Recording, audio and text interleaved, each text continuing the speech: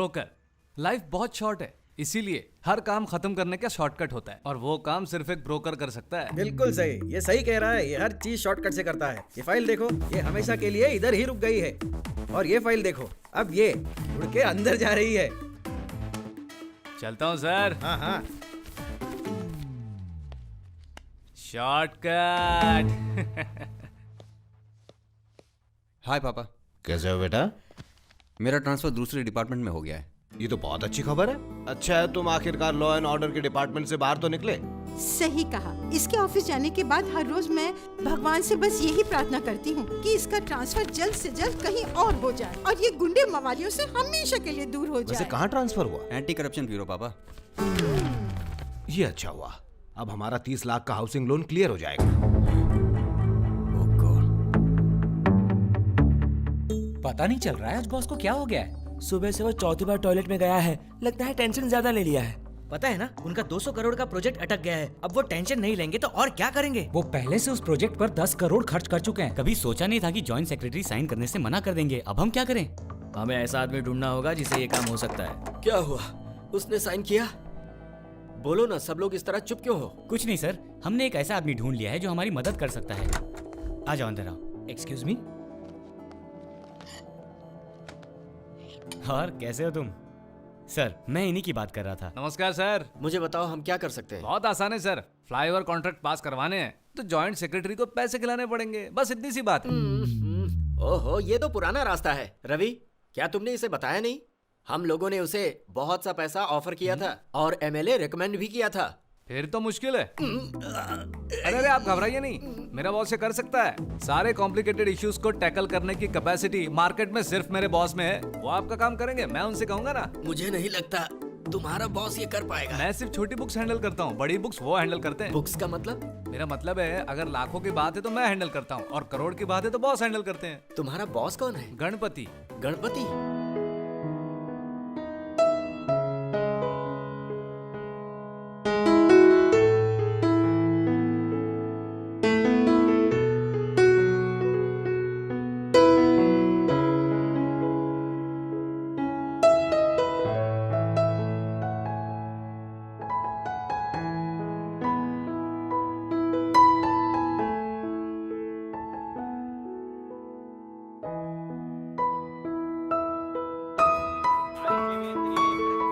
सोचा था आज तो दर्शन के लिए बहुत समय लगेगा। भगवान तक पहुंचने के भी शॉर्टकट होते हैं।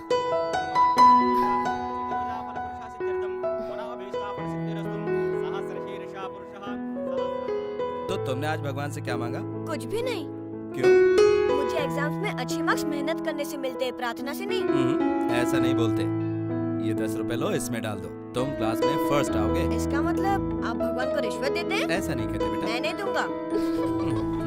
पता है, तुमने ये सब सिखाया है। हेलो, हाँ बोल चेना। अगर वो बहुत ही ज्यादा स्ट्रिक्ट है तो ट्रांसफर नहीं हो सकता। अगर हमने उसका ट्रांसफर करवा दिया तो वो फाइल बंद करके जाएगा। ऐसे लोगों के बारे में तुम बिल्कुल नहीं जानते Ganpati. There is only one way, he has to pass the file. मैंने तुम्हारी कंपनी के बारे में पता लगाया, उसका ट्रैक रिकॉर्ड पिछले कई सालों से काफी खराब है। ये क्या कह रहा है? मेरा ब्रोकर होकर मेरी ही कंपनी की बुराई कर रहा है? सर एक 5% बढ़ा दो ना तो मेरे बॉस सब कुछ संभाल लेंगे। हाँ। ओह अच्छा, हाँ। समझ गया, बात परसेंटेज की है। तो तुम लोग उसकी चिंता बिल्कुल मत करो। Joint secretary? हाँ, क्रांतिवर्धन। वो अभी कहाँ मिलेगा? आरएनबी गेस्ट हाउस में।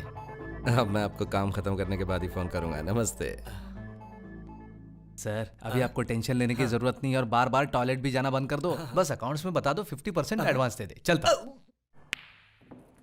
सर नमस्ते सर।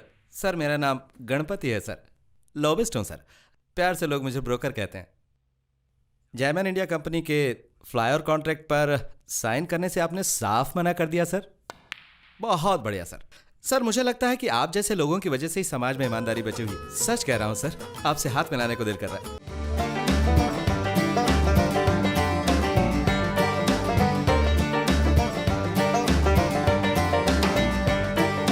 चलता हूँ सर।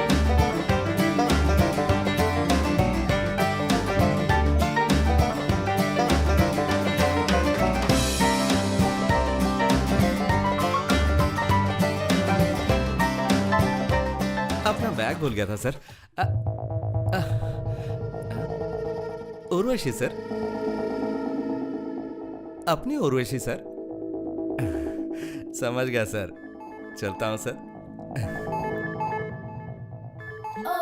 ये लड़की माइंड ब्लोइंग है सर, ये लड़की आई ब्लोइंग है सर, ये लड़की लिप ब्लोइंग है सर, ये तो हार्ट ब्लोइंग है, और ये स्टमक ब्लोइंग है, और ये लड़की। ये सब बहुत हो गया, ये बताओ कीमत कितनी है? 50,000। ओके सर इस बार कमीशन ज्यादा देना। अरे गणपति भाऊ, 1 मिनट आया सर। नमस्ते भाऊ, मुझसे कुछ काम है? एक छोटा सा काम है। बताओ भाऊ।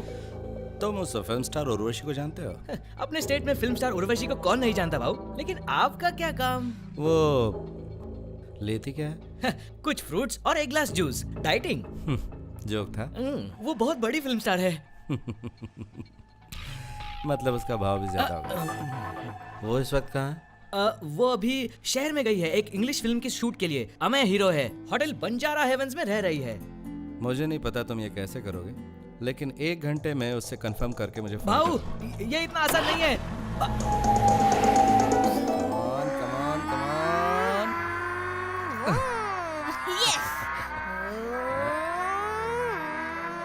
ये लो तुम खेलो। क्या हुआ, फोन क्यों नहीं किया? भाऊ मैंने उर्वशी को सेट करने के लिए हर तरह की कोशिश की, पर वो ऐसा काम ही नहीं करती। आप बोलो तो मैं प्रिया, पूजा, प्रीति, प्रियंका किसके लिए भी ट्राई कर सकता हूँ। अभी कहाँ पर है वो? वो भी होटल में है भाऊ, लेकिन भाऊ भी कमाल करते हैं।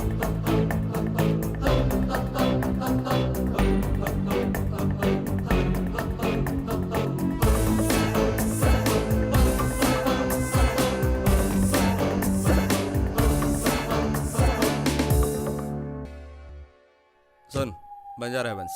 ओके भाव। ईश्वर, तुझे हीरोइन उर्वशी पसंद है? मैं उनके लिए जान भी दे सकता हूँ, बहुत पसंद है। अगर उनका कोई फैन एसोसिएशन होता तो मैं ही उसका प्रेसिडेंट बनता। अरे वाह, इतनी पसंद है तुझे? सच कहूँ तो भाव, मैं उनको पाने के लिए कुछ भी कर सकता हूँ। अच्छा ये बता, तुझे चाहिए वो? क्या क्या बोल रहे हो भाव? मैंने पूछा तुझे चाहिए क्या वो? आप भी क्या मजाक कर रहे हो भाव? वो एक बड़ी फिल्म स्टार, मैं एक छोटा ड्राइवर। ठीक है, सही बोला। हेलो संजू? हाँ दे उसको। हाँ मणि, मेरी बात सुन। अपना जो ईश्वर है ना, उसे हीरोइन उर्वशी बहुत पसंद है, बहुत प्यार करता है उससे। अच्छा, काम हो जाएगा क्या? हाँ ओके ओके ओके। अभी भाव क्या हुआ ईश्वर? क्या ये सच है भाव? तुझे क्या लगता है मैं तुझे एड़ा बना रहा हूँ? मुझे कुछ समझ नहीं आया। मैंने जो अभी बात की तेरे भेजे में नहीं आई? वो तो मैंने सुना है भाव, लेकिन मुझे विश्वास नहीं हो रहा भाव। गाड़ी चला।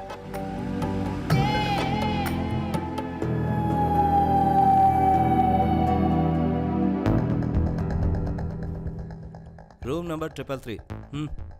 भाव क्या ये सब सच में हो रहा है भाव? तो जा ना, मैं यहाँ बैठा हूँ ना, तो बिल्कुल फिक्र मत कर। ठीक है भाव। अच्छा सुन, हाँ?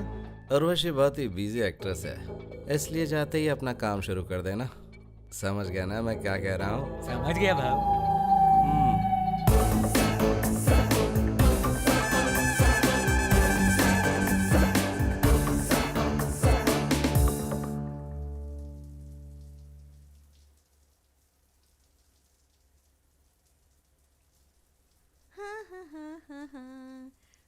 तो आप नहा रही हैं? वो भी मेरे लिए? भाव ने कहा था बहुत बिजी एक्ट्रेस है, जाते ही काम शुरू कर देना। हाँ? हाँ? तो मैं शुरू हो जाता हूँ।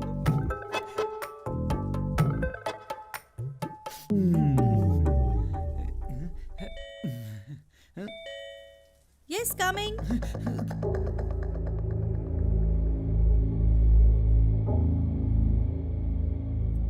राजू, बस मैं रेडी हो रही हूँ, 10 मिनट में आ रही हूँ। Excuse me. Yes.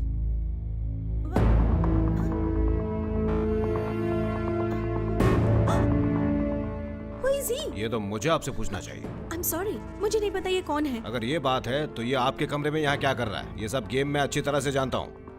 Sorry, you're mistaken. मैं ऐसी लड़की नहीं हूँ।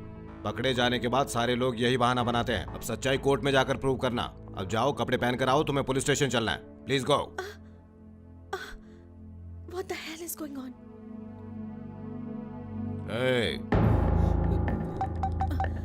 Hello hello manager.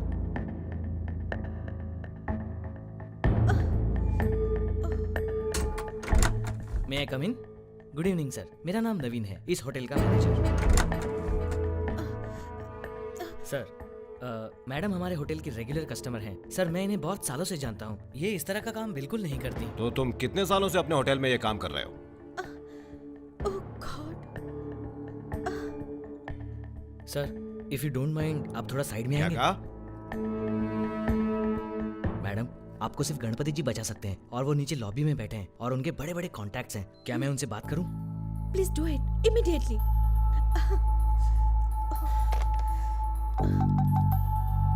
Hello reception. Senior inspector S Anil Rao. Good. Duty तो ईमानदारी से ही करनी चाहिए। मैं अपनी ड्यूटी जानता हूँ। ड्यूटी ज्वाइन किए कितना वक्त हुआ आपको? आपको क्या करना है? मैं बताऊं आपको। 5 साल पहले आप कोल्हापुर से यहाँ आए हैं ना? आपके पिताजी एक स्कूल टीचर हैं, स्पोर्ट्स कोटा। आपकी शादी हो गई, 2 बच्चे भी हैं। एक 4th क्लास में है, दूसरा 3री क्लास में। आपको ये सब कैसे पता? एक बात और भी पता है, आपका अगला ट्रांसफर नक्सल एरिया में होगा। होम मिनिस्टर का फोन। हेलो जी सर, गणपति बोल रहा हूँ। हाँ बोलो गनी, क्या हुआ? सर मुझे किसी का ट्रांसफर करवाना है। तो शाम को घर आ जाओ, बात करते हैं। जी मैं शाम को घर पहुँचता हाँ हूँ। घर आ जाओ। जी सर। ठीक है, शाम को मिलते हैं। जी सर, आता हूँ। मुबारक हो। कंफर्म, आपका ट्रांसफर कंफर्म हो गया है नक्सल इलाके में। ठीक है, जाने दो ना सर। ए, तू यहाँ क्या कर रहा है? जा यहाँ से। तुमने क्या सोचा था? बहुत बड़ी मुर्गी हाथ लगी क्यों? एक बहुत बड़ी हीरोइन जो एक फिल्म में काम करने के करोड़ों रुपए लेती है। तुमने सोचा मौका अच्छा है, अरेस्ट करके जेल में डाल दोगे और उसके बाद न्यूज चैनल वाले, सारे अखबार वाले, सब लोग तुम्हारे पास पुलिस स्टेशन पहुंच जाएंगे। मैडम पहले कभी आप जेल गई हैं? पता है वहाँ अजीब अजीब सवाल पूछे जाते हैं, अजीब अजीब सी बातें की जाती है, जैसे कि आप सिर्फ एक्टिंग के पैसे लेती हैं या कोई पैकेज डील होती है। ऐसी पैकेज डील जिसमें एक्टिंग के अलावा भी बहुत कुछ करना पड़ता है। वो लोग ऐसे ऐसे सवाल पूछेंगे कि ये पागल हो जाएंगे और ये हर तरफ अपना मुंह छुपाते हुए ऐसे भागती फिरेंगी। कैसा लगेगा बताओ? सारे देश में सारे न्यूज चैनल वाले एक ही बात कहेंगे, ब्रेकिंग न्यूज, उर्वशी गिरफ्तार, सेक्स रैकेट में उर्वशी गिरफ्तार। आपको लगता है इतनी सारी बेइज्जती ये झेल पाएंगी और कोई काम नहीं है आपको इनको परेशान करने के अलावा? ये लो, ये रख लो, फाइनल ऑफर है 1 लाख रुपया। ये लो और जाओ और अपना ट्रांसफर ऑर्डर खुद रुकवा लो। फैसला तुम्हारे हाथ में है। ले लो। Sorry madam. मैं आपका शुक्रिया कैसे करूं? इसमें शुक्रिया की क्या बात? मैंने आपकी मदद की, अब आप मेरी मदद कर देना। चलता हूँ मैडम।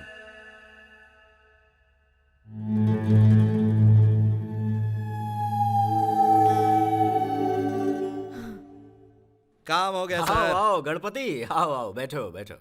उसने सच में साइन कर दिया? वेरी गुड, बहुत बहुत बधाई हो। लेकिन तुमने इतनी आसानी से इतनी जल्दी ये काम कैसे कर दिया? कमजोरी पता चली तो काम जल्दी हो जाता है हाँ? सर। उसकी फेवरेट हीरोइन उर्वशी है, मैंने उसके साथ उसका डिनर फिक्स कर दिया और लंच टाइम तक आपकी फाइल भी क्लियर हो गई। वेरी गुड वेरी गुड, तुम एक बहुत होशियार आदमी हो।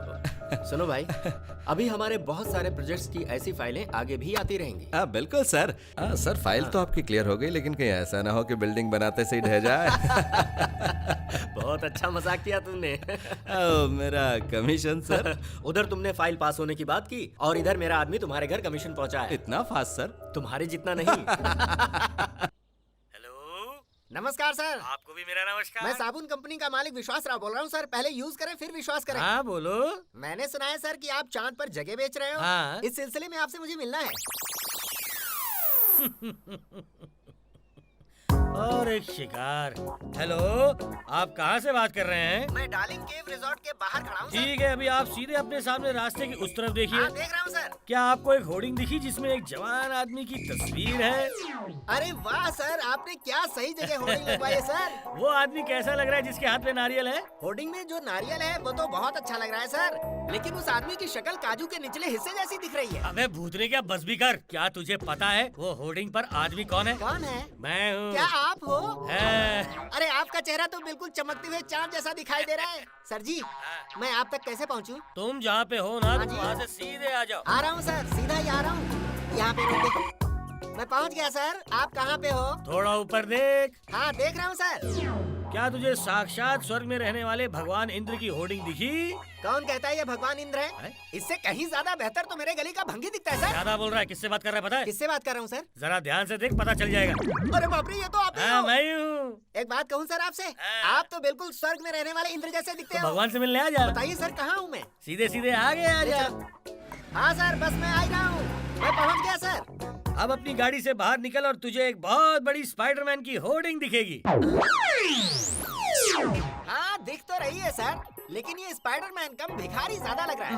मुंह बंद कर, नहीं तो तू भी रास्ते पे कटोरा लेके खड़ा दिखाई देगा। पता है वो कौन है? कौन है? अरे मैं हूँ, समझा क्या? क्या बात कर रहे हो सर? ये सब किस लिए? पब्लिसिटी। मास्क में तो मैं आपको पहचान ही नहीं पाया सर। अगर आपको पब्लिसिटी करनी ही थी तो मशहूर एक्टर्स के फोटो छापते, खुद का क्यों छापा? ये मेरी मर्जी है। क्या मैंने तुझसे पूछा कि तू चांद पे जमीन क्यों खरीद रहा है? वैसे ही मुझे पब्लिसिटी के लिए होर्डिंग पर खुद का फोटो छपाना पसंद है, समझ गया?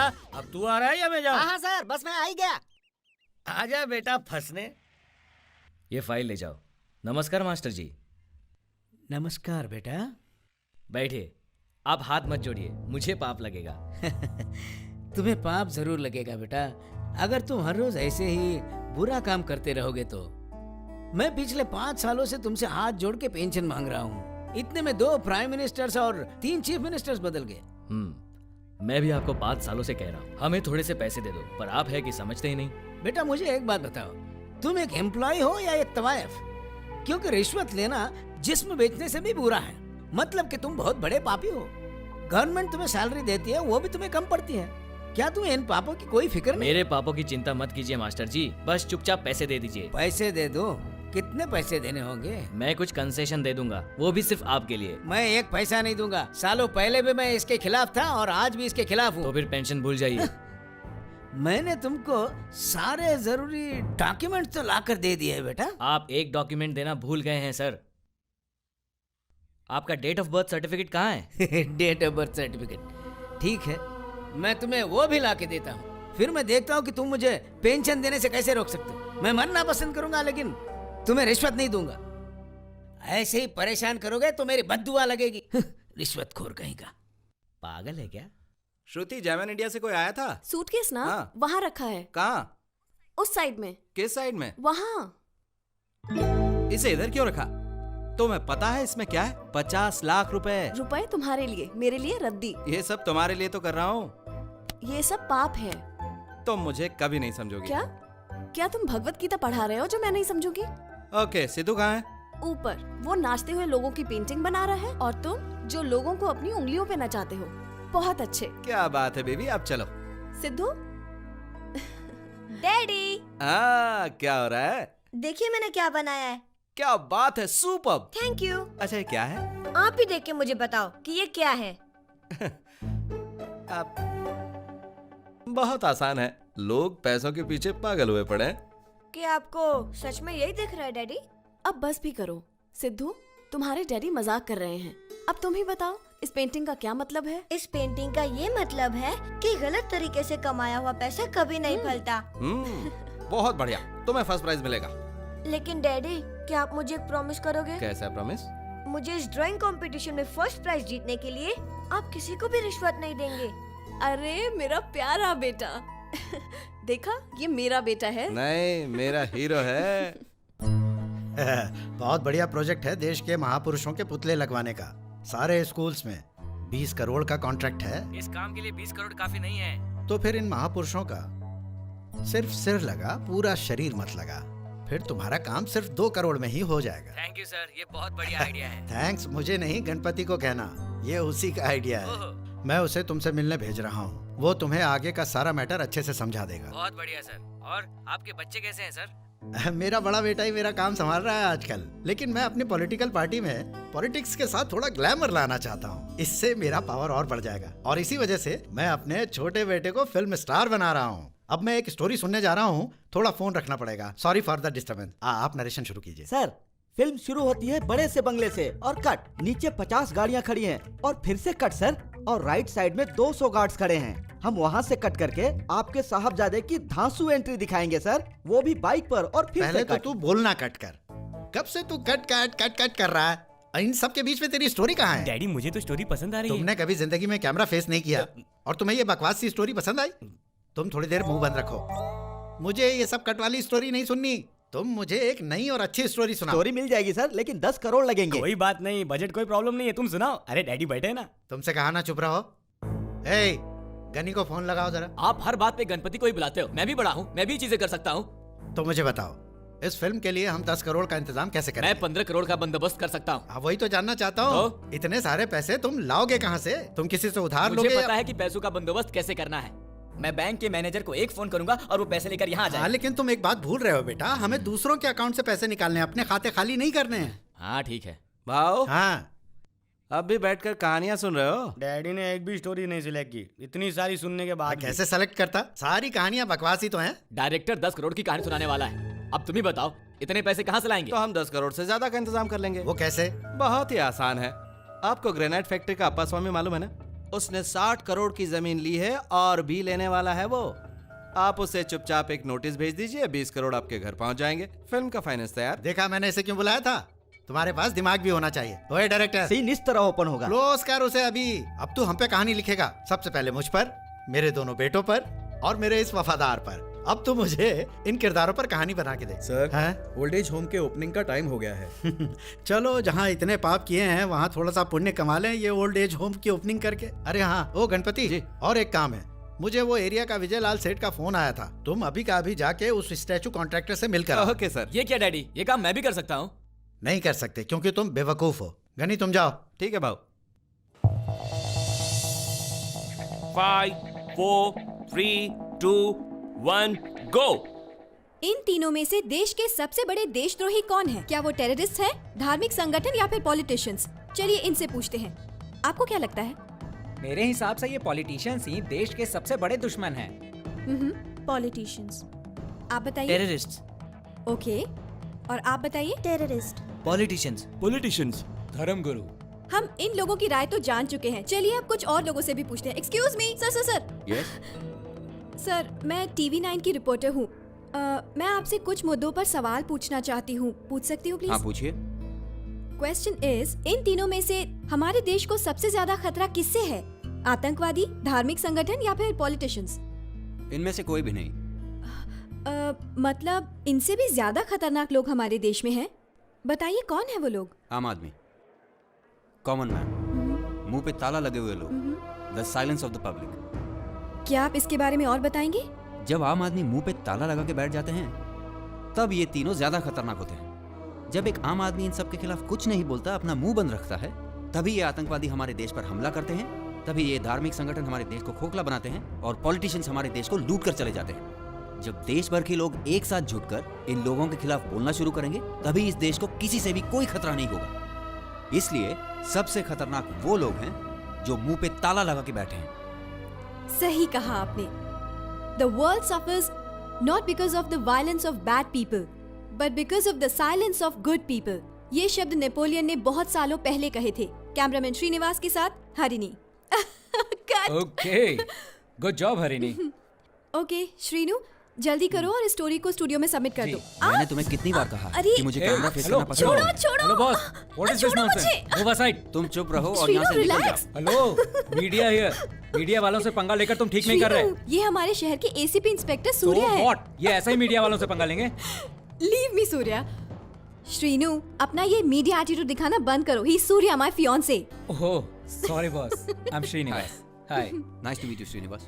इससे शादी करने के एडवांटेज भी हैं और डिसएडवांटेज भी। क्या डिसएडवांटेज? डिसएडवांटेज ये है कि घर पे भी तुम्हें इसकी रिपोर्टिंग सुननी पड़ेगी। श्रीनु, तुम मार खाओगे। और एडवांटेज? एडवांटेज बताओ, चलो इसके जल्दी। बहुत सारे एडवांटेज हैं। कभी टीवी नहीं खरीदना पड़ेगा। ये है तुम्हारा 30 इंच का बड़ा कलर एलसीडी टीवी जो पूरा दिन तुमको आज की ताजा खबर। श्रीनु, पिटोगे तुम।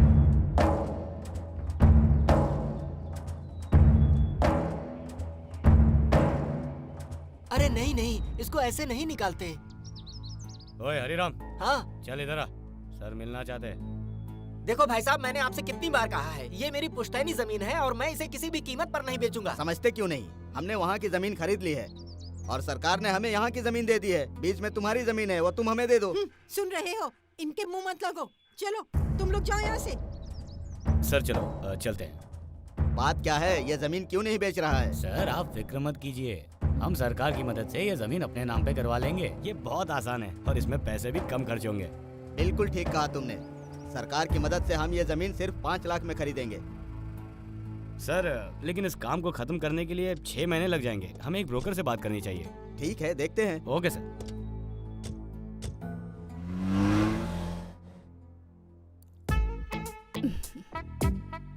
मैडम आप तो केरला की गोल्ड माइन लग रही हो। अब सोने की दुकान डालनी है तो ये सब तो पहनना ही पड़ेगा ना। आपके अल्फाज भी सोने जैसे हैं। आपने बिल्कुल सही कहा। आपकी तो कमाल की नजर है। आप लोग उनसे मिलने यहाँ आए हैं और वो है कि कहीं और चले गए। आपके पति से कोई भी बात नहीं करनी। आप ही इतनी होशियार हैं, हमें तो आपसे ही बात करनी है। मुझसे बात करनी है?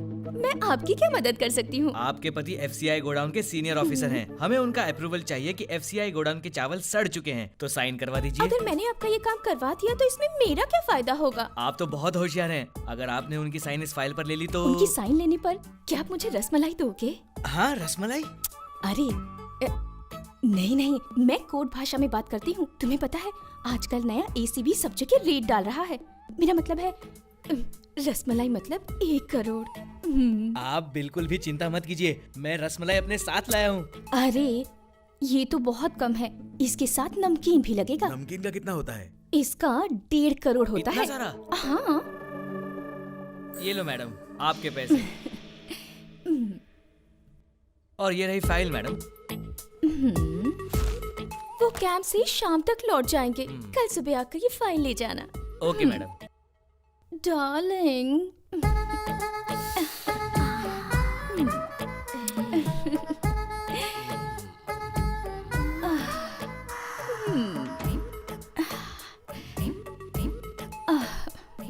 ऐसे क्या देख रहे हैं? क्यों नहीं देख सकते? सुबह आपके चाहने वाले आए थे। कौन लोग आए थे? उनको बस आपकी साइन चाहिए। मैंने तुमसे कितनी बार कहा है कि मुझे ऐसे सब काम नहीं करने हैं। बैठे बैठे हमें 1.5 करोड़ मिल गए हैं। मुझे वो ACB से डर लगता है। क्या अभी मर्द को किस चीज का दर्द? तुम्हें क्या, अरेस्ट तो मैं होऊंगा। ये सब गलत है, पाप की कमाई है। आप पाप की फिक्र मत कीजिए, हम तीरथ चले जाएंगे, सारे पाप धुल जाएंगे। ये क्या बखेड़ा लेके बैठ गई? ये लोग तुम्हारा दिमाग खराब करते हैं और तुम यहाँ बेडरूम में अपनी हरकतों से मेरी नीयत खराब करती हो। नहीं, इतने सारे टेंशन से मुझे BP, शुगर और थायराइड जैसी कई बीमारियाँ एक साथ हो जाएंगी। साइन कीजिए ना। नहीं करूँगा। नहीं करेंगे? नहीं। नहीं करेंगे? करना जरूरी है। हाँ जी। मेरी कमजोरी तुम हो और तुम्हारी कमजोरी पैसे। ये लो। अब तो मेरी सोने की दुकान खुल के ही रहेगी। अरे दूसरे पेज पे तो साइन करने दे। इसने हमें सिर्फ 2 मिनट दिए हैं। क्या तुमने मिनिस्टर साहब से बात की है? मैं उनके साथ ही था सर, जब उन्होंने इस आदमी को फोन लगाया था। इस आदमी का सेक्रेटरी मेरे कम्युनिटी का है। Tension not sir. Very good. वैसे भी इस छोटे से काम के लिए हमें किसी ब्रोकर को 10% देना पड़ता है। सर आप लोग आ सकते हैं।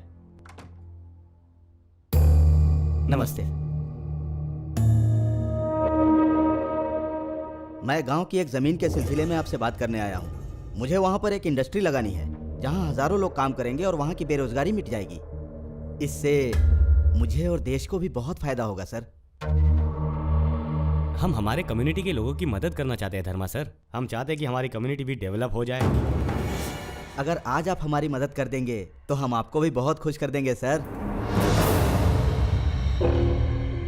आपको दिए हुए 2 मिनट खत्म हो गए। आपसे बात करके पता ही नहीं चला कि वक्त कैसे बीत गया।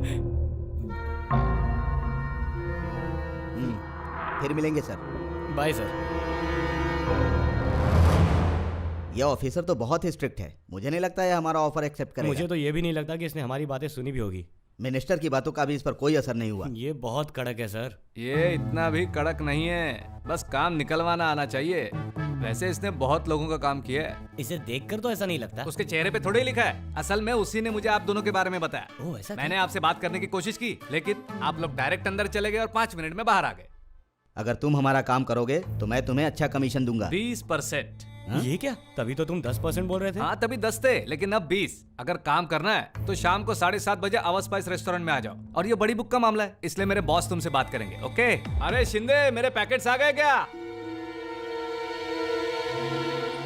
क्या आपने सर से बात की? आपकी सारी डिटेल्स उनके पास है। तो हमारा ऑफर क्या है? हम 3 दे सकते हैं।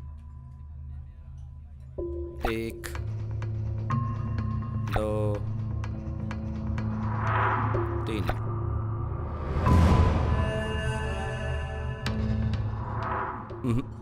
मीठा थोड़ा कम है।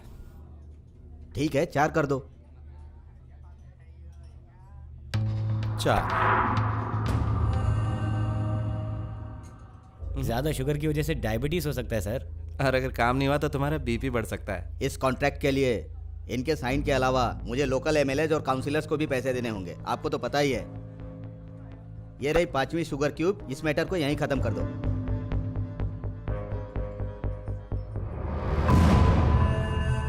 वो अभी कॉफी पी रहे हैं। हम यहाँ क्या ये देखने आए हैं? इसका मतलब है आपका काम हो जाएगा। Thank you. ठीक है, कैश किधर है? ये रही वो फाइल।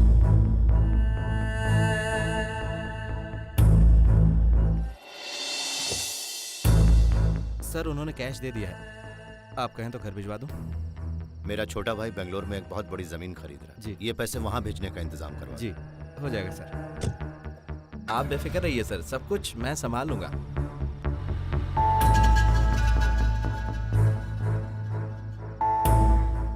अरे ये क्या, ये सर पैसे तो बहुत सारे लेते हैं, इन्हें तो बेंज कार में होना चाहिए, लेकिन ये तो एक पुरानी गाड़ी चला रहे हैं। उनकी मर्जी, तुम दिमाग पे जोर मत दो।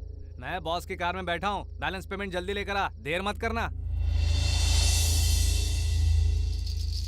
आपकी जमीन अब सरकार ने खरीद ली है।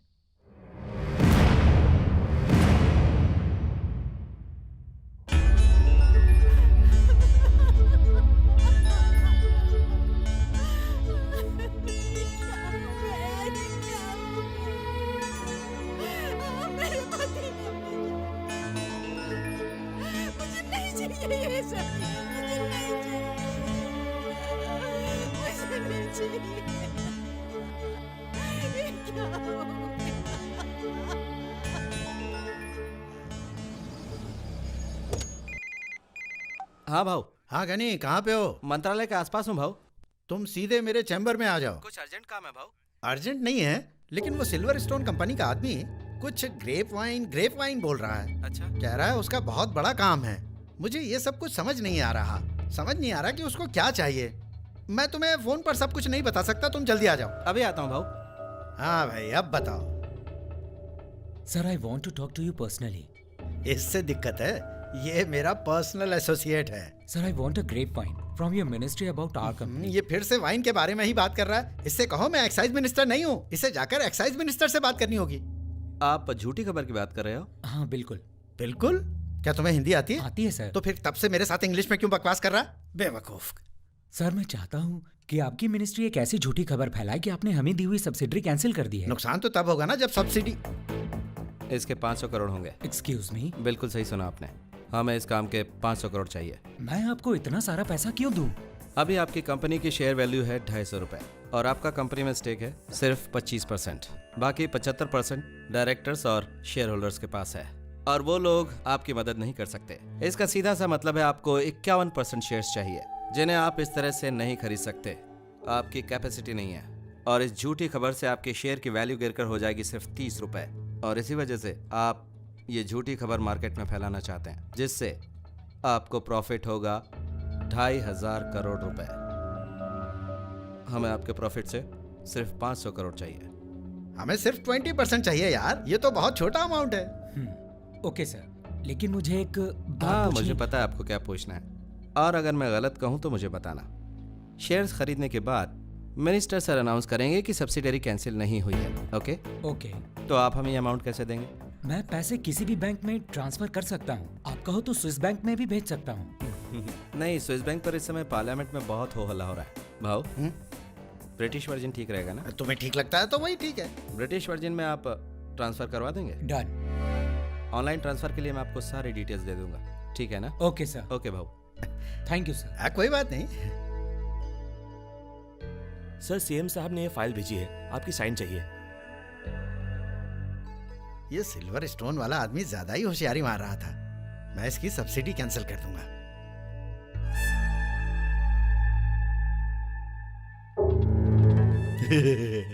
खबर फैल गई।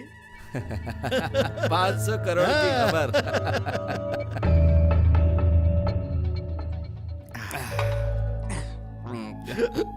भाव हाँ? मुझे आपसे एक सवाल पूछना है। हाँ पूछो। पूछने के लिए मुझे पीनी पड़ती तुम है। बिना पिए भी कुछ भी पूछ सकते हो, पूछो। असल में मुझे बहुत सारे सवाल पूछना है भाऊ, बहुत सारे। हाँ तो पूछो ना।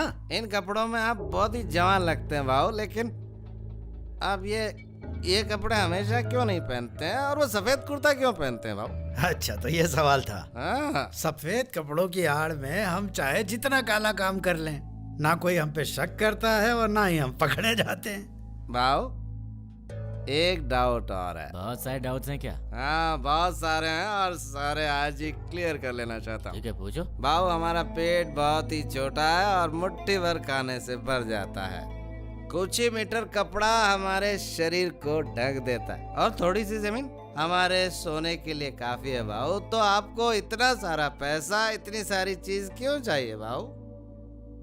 जब मेरा बाप मरा तो मेरे लिए 1 रुपया भी नहीं छोड़ के गया, बस ऐसे ही चला गया, मुझे खाली हाथ छोड़ के, और मैं बिल्कुल अनाथ हो गया। मेरे पास इतने पैसे नहीं थे कि उनका सही तरीके से अंतिम संस्कार कर सकूं।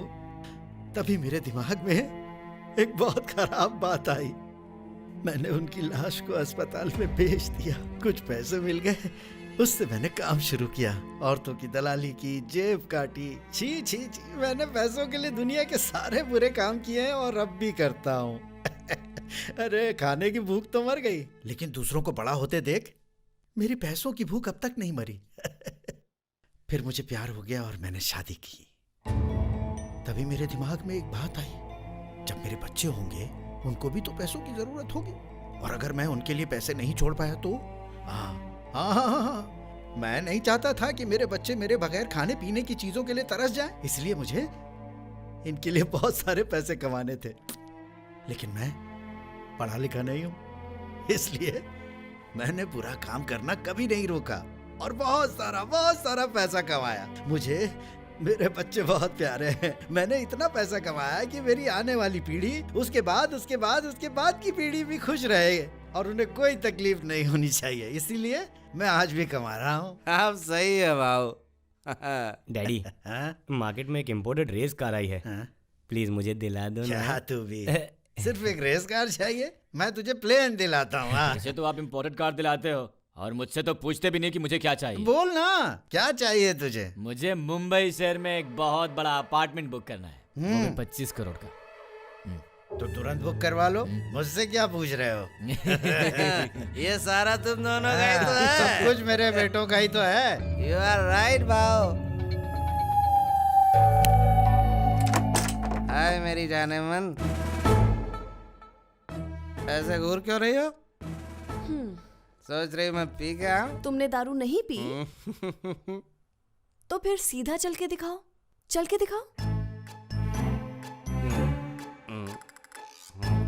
झूठ बोलते हो, मुझसे झूठ बोलते हो। हमारा बेटा कहाँ है? इस वक्त रूम में सो रहा है, डिस्टर्ब मत करो। मुझे उससे कुछ बात करनी है। मेरे प्यारे बेटे हटो। नहीं, मत जगाओ, चलो ना। हाथ हटाओ। मेरा बेटा, प्यारा बेटा, ये सारा पैसा सिर्फ तेरे लिए है। हाँ? चलो प्लीज अपने रूम में चलते हैं। अरे उठो ना बेटा, मैं क्या। इसे डिस्टर्ब मत करो। धीरे बोलो बेटा, मेरे प्यारे। ठीक है, ये सारे पैसे उसी के हैं, अब तो चलो। हाँ, भाव ने कहा था। ठीक है, अभी चलिए। एक बाप को अपने बच्चे के भविष्य का ध्यान रखना चाहिए। चल रहे हैं या नहीं? तुम्हें बुरा लगा? तुम क्या समझोगे इस बात को? ये मेरा बेटा सिद्धू है, सिद्धू, जिगर का टुकड़ा है मेरा। चलिए भी। सिद्धू, ये सारे पैसे तेरे हैं सिद्धू। बहुत हो गया, चलो यहाँ से, जल्दी चलो। चलो भी। सिद्धू, तू बहुत बड़ा आदमी बनेगा बेटा। प्लीज प्लीज इन्हें जल्दी ले चलो, पता नहीं इन्हें क्या हो गया है। दीदी, इन्होंने शेयर मार्केट पे इन्वेस्ट किया था, अचानक ये शेयर मार्केट क्रैश हो गया और इन्हें हार्ट अटैक आ गया। प्लीज इन्हें जल्दी ले चलिए, प्लीज जल्दी कीजिए प्लीज। भाई साहब, क्या आज तुम मुझे मेरा बर्थ सर्टिफिकेट दे सकते हो? लेगा सर, पक्का मिलेगा। थैंक गॉड, तुम्हारा भला हो बेटा। गुरु दक्षिणा सर, समझो मैंने आपको गुरु दक्षिणा दी। लगता है आज भी हमारे देश में कुछ भले लोग जिंदा हैं। लेकिन मेरे से ऊपर जो हैं वो एक बात पर अड़ गए हैं सर। किस बात पे? मास्टर जी, उन्हें बर्थ सर्टिफिकेट के बदले सिर्फ 2000 रुपए चाहिए। कंसेशन दे रहे हो? नहीं सर, इज्जत दे रहा हूँ। इज्जत करने पर कंसेशन। पता है, जब मैं पैदा हुआ तो माँ बाप के कितने पैसे खर्च हुए? सिर्फ 1 रुपया। अभी रुपए की कीमत गिर गई है सर। रुपए की कीमत नहीं गिरी है बेटा, लेकिन तुम जैसे लोगों की नीयत जरूर गिर गई है। अपने सुपीरियर को कह देना मैं उसे 1 रुपया भी नहीं दूंगा। बिल्कुल सही कह रहे हैं सर आप 1947 के पहले पैदा हुए थे। आपकी बर्थ सर्टिफिकेट के लिए आपको नया पूल मैटरनिटी हॉस्पिटल के रिकॉर्ड सेक्शन से अप्रूवल चाहिए होगा सर, ठीक है?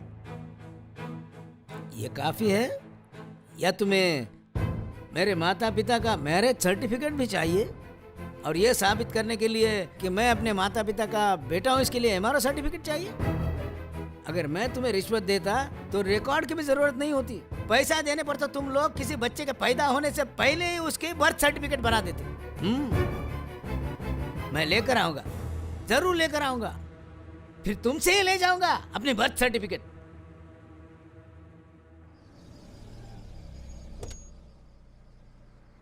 नमस्ते मास्टर जी। ओ गनी, तुम कैसे हो? क्या बात हो गई मास्टर जी? ये सब लोग तो छोड़ो ये सब बातें।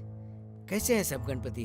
सिद्धू कैसा है? श्रुति कैसी है? सब ठीक है मास्टर जी, लेकिन आप बताएं क्या हुआ? मैं अपने बर्थ सर्टिफिकेट के लिए आया था। मेरे पेंशन के लिए सर्टिफिकेट जरूरी है। मैं पिछले कई दिनों से इस ऑफिस के बार बार चक्कर काट रहा हूँ। ये लोग मेरा काम करने से इनकार कर रहे हैं क्योंकि मैंने इन सब रिश्वतखोरों को रिश्वत नहीं दी। आप फिक्र मत कीजिए मास्टर जी, मैं आपका काम जल्दी ही करवा देता हूँ। मुझे अपने पेंशन के पैसे किसी के पहचान और रिश्वत से नहीं चाहिए। मैंने ये पैसे ईमानदारी से कमाए हैं, ये मेरा हक है। मास्टर जी मेरी बात। अरे गणपति, तुम्हारा गुरु होने के नाते मैंने तुम्हें एक ही बात तो सिखाई है कि हमेशा जीत सच्चाई की होती है, और मुझे भी उसी दिन का इंतजार है।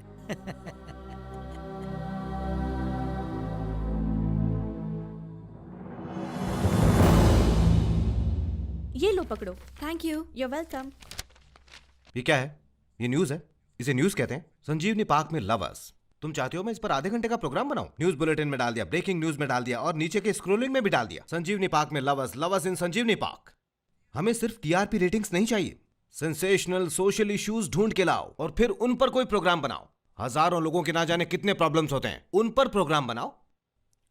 हरिनी ने बनाया है समाज के सबसे खतरनाक एलिमेंट्स। इसने बहुत ही अच्छा प्रोग्राम बनाया, समझी तुम? कुछ इस तरह का बनाओ। आजकल अगर एक चैनल किसी पॉलिटिशियन की बुराई करता है तो दूसरा उसको सपोर्ट करता है। इससे क्या हो रहा है? लोग ज्यादा कंफ्यूज होते जा रहे हैं। आजकल के चैनल्स अपनी क्रेडिबिलिटी खो बैठे हैं। अब जेन्युइन न्यूज तो कहीं दिखती ही नहीं है जो लोगों की आंखें खोले। सोशल रिस्पॉन्सिबिलिटी वाली न्यूज चाहिए। टीआरपी रेटिंग तो अपने आप बढ़ जाएगी। हरिनी, तुम्हारा प्रोग्राम बहुत अच्छा था, पर इतना ही काफी नहीं है। कुछ नया प्रोग्राम बना रही हो? हाँ सर, मेरी रिसर्च जारी है। Fine, get going. Surya Prakash बोल रहा हूं। वो हमें स्क्रोलिंग बंद करने की धमकी दे रहा है। अब हम half an hour special programme बनाएंगे, उसे जो करना है कर ले। ये रहा तुम्हारा मून बस नमूना है। उधर है मेरी प्रॉपर्टी, वहाँ सेंटर में। हाँ वहाँ सेंटर में। फर्स्ट प्रॉपर्टी चाटा के लिए, दूसरी प्रॉपर्टी खंबानी के लिए, और तीसरा पता है किसके लिए? बिरला के लिए? नहीं, वो मेरी रानी के लिए। अरे और बाकी लोगों के प्लॉट्स कहाँ हैं सर? ये जमीन खत्म हो गई इसलिए बाकियों ने चांद में प्लॉट खरीदा। अच्छा। और ये वाला प्लॉट है डीजे ढालिया के लिए। सच में? हाँ। तो मुझे बस उसके बगल में एक प्लॉट चाहिए सर। नहीं, ये मुमकिन नहीं है। शीलबर्ग को बहुत बुरा लग जाएगा, वो डॉलर में पेमेंट कर रहा है। पाउंड में करता हूँ सर। पाउंड में करोगे? पता है 1 स्क्वायर यार्ड 3 लाख रुपए का। कोई प्रॉब्लम नहीं सर, मैं 10 लाख देने को तैयार हूँ। तुम बिजनेस क्या करते हो? एल्बम बिजनेस में हूँ सर। ये कैसा बिजनेस है? मेरे एल्बम में अच्छी अच्छी लड़कियों के फोटोज रहते हैं सर। वो सब छोड़ दो सर, हम बाद में बात करेंगे। अभी एडवांस में कितना? ठीक है, मुझे 20 दे दो। अरे 20 ही तो लाया हूँ मैं सर। तुम एक्टिंग करते हो क्या? क्यों, मुझे कोई काम दिला रहे हो आप? यहाँ पे फ्री में शूट कर सकते हो इसलिए। तो अगला एल्बम यही शूट करता हूँ मैं। ये देखो सर, बैग बिल्कुल फ्री में। और तुम्हारे प्लॉट पे सारे पत्थर फ्री है।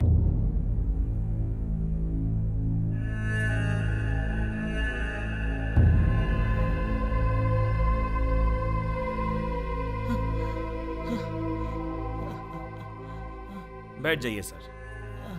प्लीज मुझे पानी। आनंद, थोड़ा पानी लाना। लीजिए सर।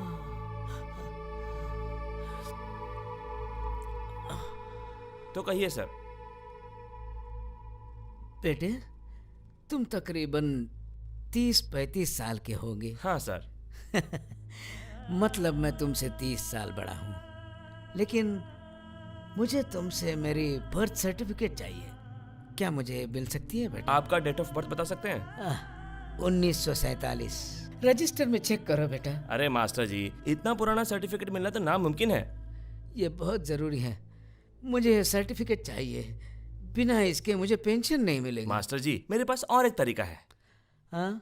आप मुझे सिर्फ 1000 रुपए दे दीजिए और मैं आपको भगवान, एलिजाबेथ टेलर, महात्मा गांधी या फिर किसी और का भी सर्टिफिकेट दे सकता हूँ।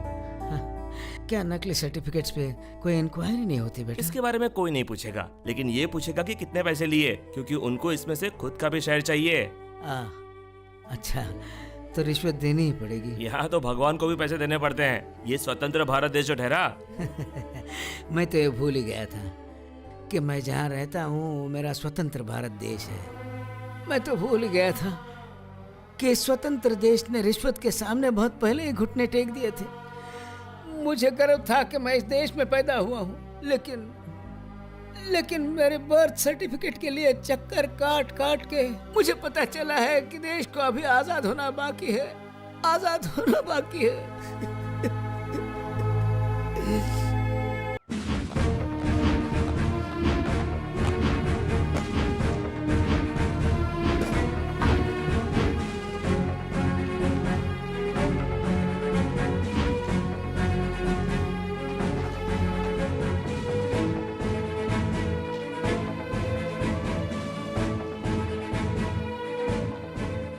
एक्सक्यूज मी सर, क्या आप बता सकते हैं अंदर क्या चल रहा है? मेरे सीनियर ऑफिसर आप लोगों को बताएंगे। अब भी हमारी सर्च जारी है और अब तक हमें करोड़ों का सामान मिला है। अभी पूरा घर ढूंढना बाकी है। जैसे ही सर्च खत्म होती है हम आपको जानकारी दे देंगे। ये मेरे दुश्मनों की मेरे खिलाफ एक साजिश है। ये सारी चीजें मैंने अपने पैसों से कमाई है।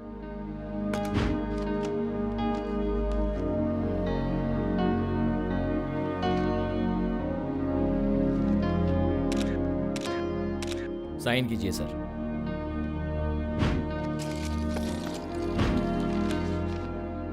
Thank you very much sir. Okay, thanks for the cooperation. I am sorry sir, लेकिन हमें आपको भी चेक करना होगा। क्या ये जरूरी है? बस एक फॉर्मेलिटी है सर, जरूरी है।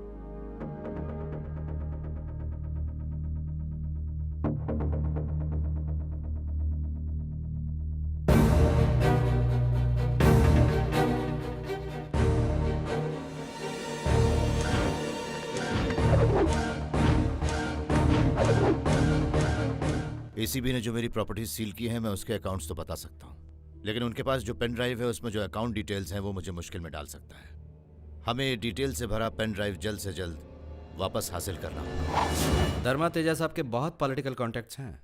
मैं जानता हूँ। वो आसानी से छूट सकते हैं और तुम्हारे ऑफिसर को निकलवा सकते हैं। जानता हूँ, लेकिन सब कुछ रिकॉर्ड्स पर है। अगर हम कानून बदल सकते हैं तो रिकॉर्ड्स नहीं बदल सकते। पॉइंट है। रेड के दौरान जितनी भी चीजें जब्त की गई उनमें से एक थी जो धर्म तेजा के पैजामे से निकला था, एक पेन ड्राइव है। उस पेन ड्राइव में काफी कुछ है। अगर तुम मुझे वो वापस दे दो तो वापस दे दूं तो तुम्हें मिलेंगे 1 करोड़।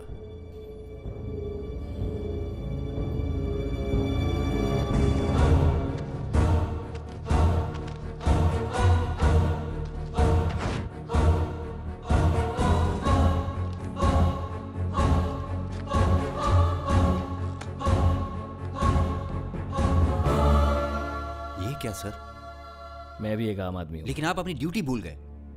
इसी वजह से मुझे 2 करोड़ मिले हैं। अगर तुम चाहते हो तो तुम्हें शेयर दे सकता हूँ।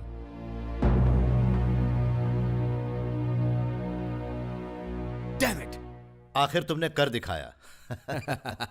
जब मैंने 2 करोड़ बोला तो उस ऑफिसर का मुंह खुल गया सर। मैंने अब तक हिसाब नहीं लगाया था कि मैंने आज तक कितने पैसे कमाए हैं। एसीबी के रेट के बाद मुझे पता चला कि मेरे पास कुल मिला के कुछ 100 करोड़ की संपत्ति है। जो कुछ भी हो, हमें अपना पेन ड्राइव वापस मिल गया। सुरेखा, हाँ, हमारी चाय अब तक नहीं आई। लाती हूँ। उमा, इधर आओ। क्या हुआ बेटी? मुझे स्कूल में जाना अच्छा नहीं लगता। क्यों? स्कूल में सब लोग कहते हैं कि आप रिश्वत खाते हो, आप रिश्वतखोर हो। वो बेवकूफ हैं। उन सबको क्या बता कि आखिर मैं क्या करता हूँ। लेकिन डैडी मुझे ये बताइए, क्या दूसरों के पैसे लेना जरूरी है? काश मैं यहाँ पैदा ही नहीं हुई होती। चुप बैठो। तुम्हारी हिम्मत कैसे हुई अपने डैडी के साथ ऐसे बात करने की? अंदर जाओ।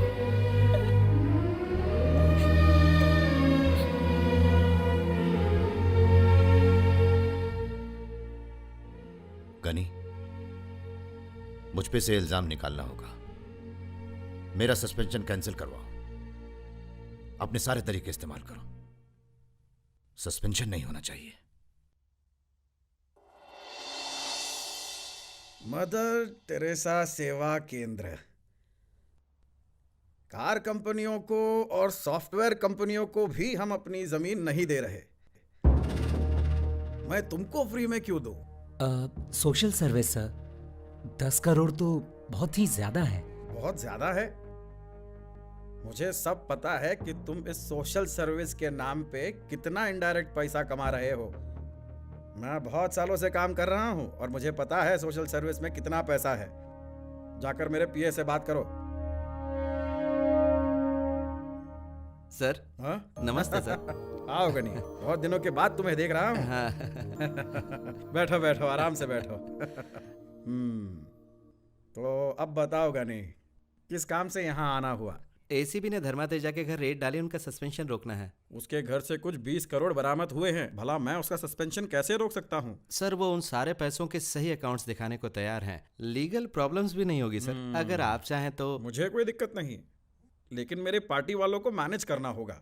उनके घर पहले ही पैसा पहुंचा दिया सर। तुम बहुत स्मार्ट हो Ghani. Thank you sir.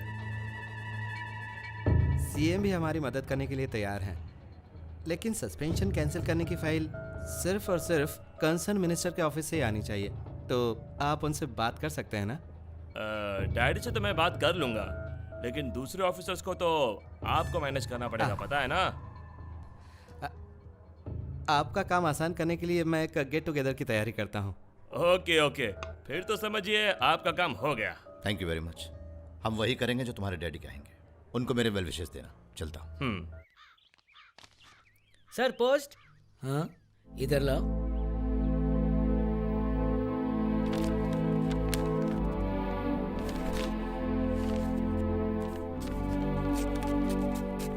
Sir क्या इसके बदले में कुछ सर समझ गया सर, कुछ नहीं।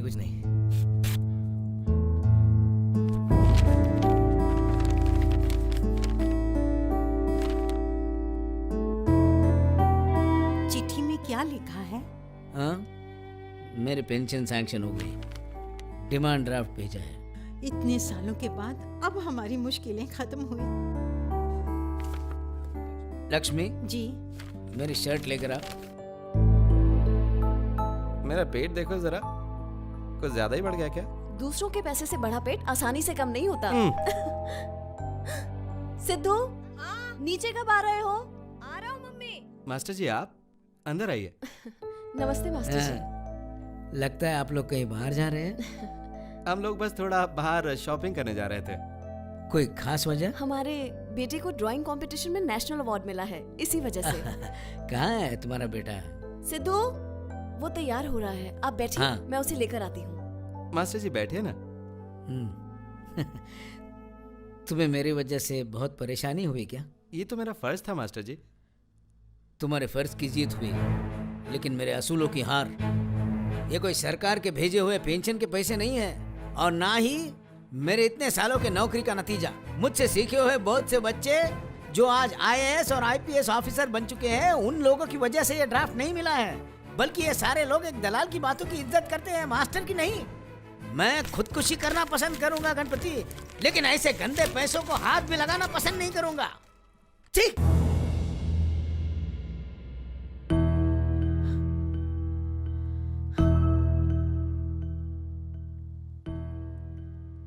देखो गणपति, इन सरकारी लोगों ने जो भी मेरे साथ किया है वो बहुत गलत है, लेकिन आज जो तुमने किया मुझे ठेस पहुंची। मेरी अंतरात्मा को इससे गहरी चोट पहुंची। अगर तुम्हें फर्ज निभाना था तो फिर तुम मेरा साथ देते, ना कि भ्रष्टाचार का बेटे।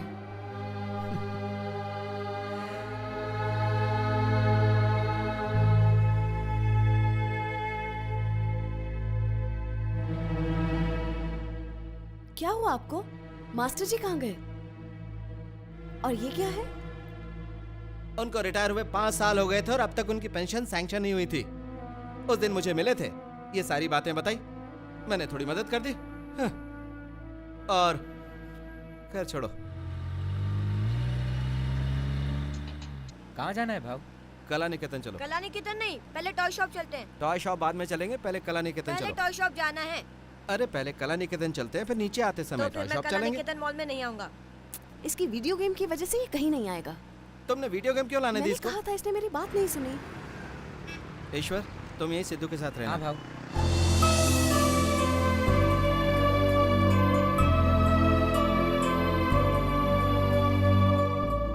उसे जो कुछ भी चाहिए सब ले लो। सब ले लेंगे। डिस्काउंट की चिंता मत करना। नमस्ते सर। हाँ नमस्ते। तुम्हें जो भी चाहिए वो ले लो और मुझे काउंटर पे मिलो। ओके। प्रिंसिपल सेक्रेटरी की वाइफ ने जो ड्रेस सेलेक्ट की थी वो तैयार है? हाँ सर तैयार है, इस तरफ आइए। ठीक है सर बैठिए सर। बाबू मैडम ने ड्रेस सिलेक्ट किया था वो जरा लेके आना। मुझे वो वाली दिखाइए। कितना हुआ? 4,07,000 सर। 4,07,000? इतने में तो कोई बड़ी गाड़ी खरीद सकता है। Sita Arora design sir. ये लोग आके कुछ भी सेलेक्ट करते हैं, आखिर पैसा इनका थोड़ी है। हेलो सर नमस्ते सर। बोलो गनी। मैं अभी कला निकेतन में हूँ सर। इधर प्रिंसिपल सेक्रेटरी की वाइफ ने ड्रेस सेलेक्ट की थी सर, मैं वही लेने आया हूँ सर। तो प्रॉब्लम क्या है? कितने का है?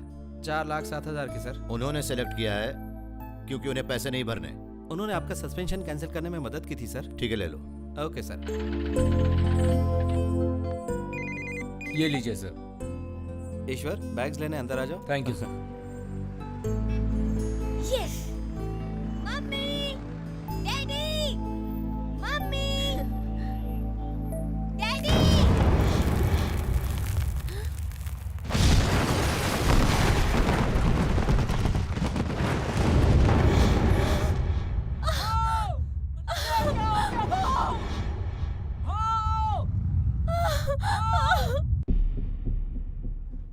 ईश्वर इधर आ। हाँ सर। ये पैसे ले ले और ले जाकर इसे कैश काउंटर पर दे दे। ठीक है सर।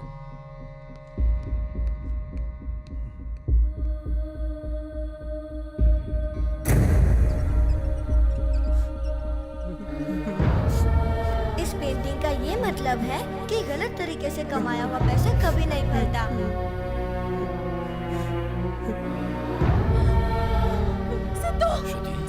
श्रुति शांत रहो, कुछ नहीं हुआ है। शांति रहो श्रुति। शांत। इसका कॉन्ट्रैक्टर कौन है? जैमन इंडिया भाऊ। इस कॉन्ट्रैक्ट के लिए हम ही ने उनकी मदद की। फाइल तो आपकी क्लियर हो गई, लेकिन कहीं ऐसा ना हो कि बिल्डिंग बनाते से ही ढह जाए।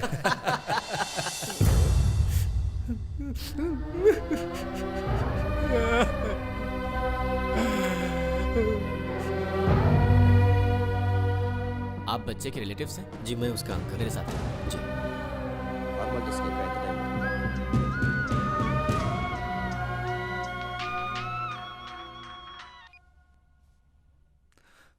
हेलो।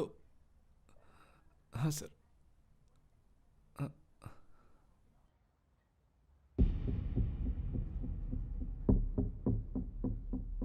भाव जैमन इंडिया के चेयरमैन का फोन था। Opposition leader Narayan Reddy flyover टूटने की वजह से उन पर एक्शन ले रहे हैं। चेयरमैन चाहते हैं कि आप उनसे बात करो और मामले को सेटल करो।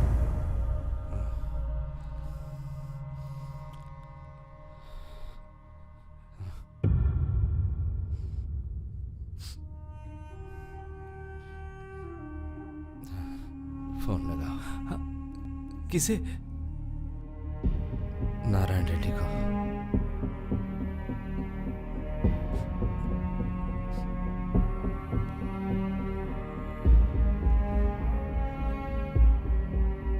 रिंग बज रहा है। हेलो, कौन बोल रहा है? हेलो। हेलो सर, गणपति जी बात करना चाहते हैं। हाँ। भाऊ नारायण रेड्डी फोन पर है।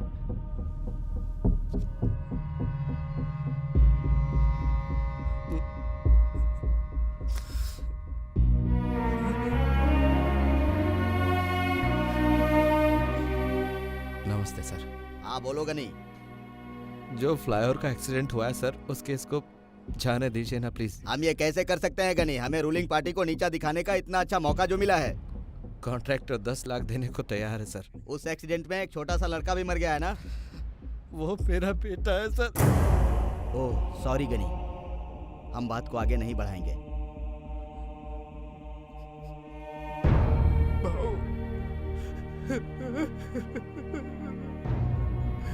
ये क्या हो गया भाऊ?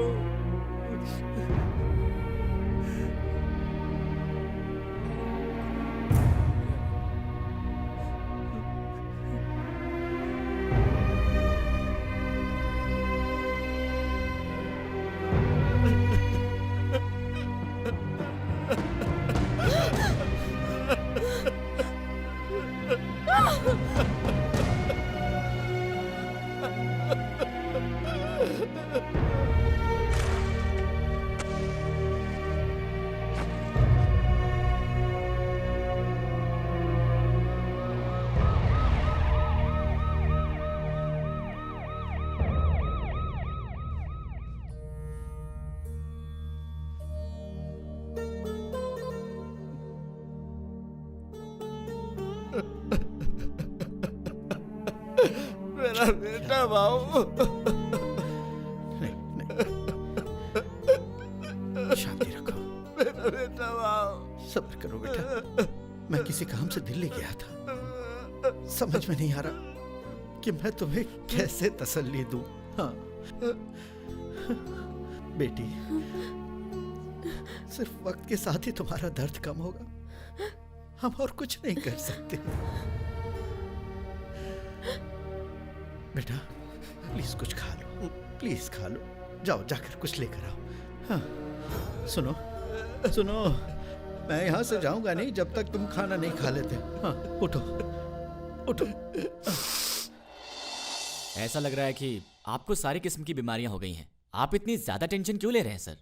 मेरी पत्नी को पैसों का लालच है, जिसकी वजह से ये सब हो रहा है। उसी के पापों की सजा मैं भर रहा हूँ। क्या बड़े लोगों को तो ऐसी बीमारियां होना आम बात है, लेकिन लोग हंसेंगे और कहेंगे कि ऑफिसर होने के बावजूद तुम पैसा ही नहीं कमा पा रहे हो। डॉक्टर साहब आप ही समझाइए। मुझे आपसे एक बात करनी है। हाँ? मेरा साला इन्हीं के ऑफिस में काम करता था। हाँ? लेकिन आपके पति ने उसे उसकी जॉब से सस्पेंड कर दिया क्योंकि वो रिश्वत लेता था। मैं आपको 10 लाख रुपए दूंगा मैडम। अगर आप उसका सस्पेंशन रुकवा दें तो। 1 मिनट मैडम। ये लो, इस पे साइन कर दो। मैं नहीं करूँगा। नहीं करोगे? नहीं करूँगा। रात को भी नहीं करोगे? अब मैं थक चुका हूँ। साइन कर दो ना। करना जरूरी है। बहुत जरूरी। डॉक्टर पेन देना। हाँ ये लीजिए। ये लीजिए। वैसे तुम्हारी कमजोरी है और फिलहाल मैं कमजोर हो रहा हूँ। हम ऐसे यहाँ खड़े नहीं रह सकते, हमें कुछ ना कुछ तो करना ही होगा। बिल्कुल सही कहा। जिना भाई, देखो जरा यहाँ आओ।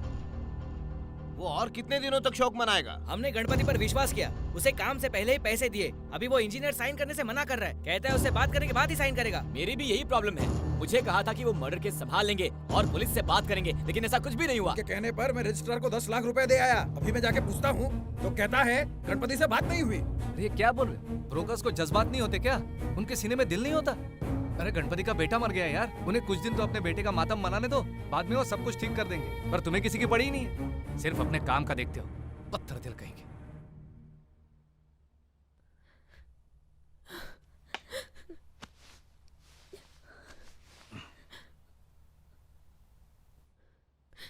आपके लालच ने आखिरकार हमारे बेटे को ही मार दिया, और अब जिंदगी भर ये पाप हमारा पीछा नहीं छोड़ेंगे। चलो खा लो, खाओ ना, खा लो।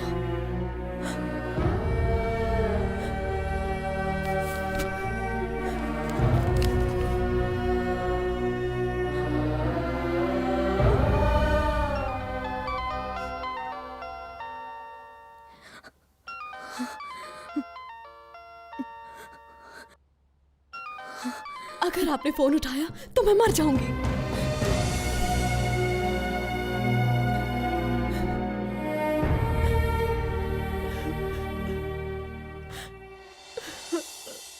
ये बताइए कि ऊपर टीवी और सेल फोन चलते आप हैं? बहुत खुशनसीब हो सर। आपके प्लॉट के लेफ्ट साइड में एक सैटेलाइट स्टेशन है और राइट साइड में एक स्पेस स्टेशन है। अभी तो आप खुश हो। दोनों स्टेशंस आपके प्लॉट से बस कुछ ही किलोमीटर दूर हैं। सच कहूँ तो मेरा अभी के अभी चांद पर जाने का मन कर रहा है। क्या मैं इस जन्म में चांद पर जा पाऊंगा? ये तो आपके नसीब पे है सर। तो फिर मैं ये जमीन क्यों खरीदूं? बेवकूफी। क्या? सर, मेरे कहने का मतलब सिर्फ ये है कि ये जमीन अगर आप नहीं लेंगे तो बेवकूफी होगी। इस जमीन का फायदा आपको और आपके बच्चों के बच्चों को होगा सर। एक बात बताइए कि आप मरने के बाद अपने पैसे अपने साथ ले जाएंगे, अपने बच्चों को ही देंगे, वैसे ही ये प्रॉपर्टी भी। लॉजिक तो है। हम मरने के बाद साथ कुछ भी नहीं ले जा सकते। हाँ, सही कहा। मुझे ये पैसा कहीं इन्वेस्ट तो करना हाँ, ही बिल्कुल। होगा। क्या वहाँ ऊपर भी जमीन पर गैर कानूनी कब्जे होते हैं? चांद पर अभी तक कोई माफिया मौजूद नहीं है सर। मतलब वहाँ पर मेरी जमीन सुरक्षित रहेगी। Thank you. लगता है ये बुड्ढा तो बहुत ही अमीर है। इसके पास तो बैग भर के पैसे होंगे। ये रहा आपका एडवांस। Thank you sir. अबे, ये आपने चिमटी क्यों काटी सर? ताकि आपको ये डील याद रहे। अच्छा, इसने 10 लाख के लिए चिमटी काटी। पता नहीं बाकी के पैसे देते समय क्या करेगा। अरे फोन आ रहा है। हेलो, ओह, क्या आपको मार्स पर जमीन खरीदनी है? देखिए, वो तो हम चांद की जमीन बिकने के बाद ही बेचेंगे, लेकिन फिलहाल हमारे पास वीनस पर एक प्लॉट है। Okay okay. बेवकूफ बेवकूफ, बड़े बड़े बेवकूफ। मुझे नहीं पीनी। अरे कुछ नहीं है इसमें। अगर मैं उस कॉन्ट्रैक्टर की मदद नहीं करता तो वो फ्लाईओवर नहीं गिरता और मेरा सिद्धू मेरे साथ होता। आप नहीं समझोगे भाव। अरे जब किसी को बेटा पैदा होता है और आतंकवादी बन जाता है, संसार में बुरे काम करने लगता है, बेचारे बेगुनाह लोगों को मारता है, तो क्या तुम डॉक्टर को गुनहगार कहोगे? हैं? मुझे नहीं लगता मुझे आगे ब्रोकर का काम करना चाहिए। अरे गनी, भले ही ब्रोकर ये नाम सुनने में गलत लगता है, लेकिन इस काम में कोई बुराई नहीं है। मैं समझाता हूँ। किसी शादी को जोड़ने या तोड़ने के लिए, या दो लोगों के बीच समझौता कराने के लिए, यानी सारे सेटलमेंट के लिए और बिना किसी को नुकसान पहुंचाए बात दबाने के लिए एक ब्रोकर की जरूरत पड़ती है। प्लॉट खरीदते समय, अपने लिए फ्लैट खरीदते समय, किसी से फाइनेंस करवाने के लिए, फिर उसके बाद प्रॉपर्टी रजिस्टर करवाने के लिए, किसी भी जमीन को बेचने के लिए ब्रोकर की जरूरत पड़ती है। और आजकल तो हॉस्पिटल में भी एक ब्रोकर की जरूरत पड़ती है, जो तुम्हारे लिए मेडिसिन, खून और किडनी का बंदोबस्त करता है। वो तुम्हारे लिए सही सर्टिफिकेट्स लेकर आता है। और सरकारी दुनिया में तो ऐसे लोगों का होना बहुत ज्यादा जरूरी हो गया है। और तुम ये काम छोड़ना चाहते हो? मैं तुम्हें एक बात और बताता हूँ। आज के जमाने में ration card, voter card, driving licence, passport, यानी हर डॉक्यूमेंट के लिए ब्रोकर की जरूरत पड़ती है। बिना ब्रोकर के तुम्हें कोई ऑफिस के अंदर भी नहीं लेता। समझ गए? गनी, बिना पहिए के गाड़ी चल सकती है, बिना पानी अनाज उग सकता है, लेकिन ब्रोकर के बिना ये सरकार आसानी से नहीं चल सकती। बैठो। तुम गम में खाना खाना छोड़ सकते हो, लेकिन जो काम तुम्हें रोजी रोटी देता है, तुम उसे हरगिज नजरअंदाज नहीं कर सकते। ये लो, पियो। उदास होने पर तुम शराब पी सकते हो, लेकिन फैसले में जल्दी मत करना। लो पियो, चलो पियो।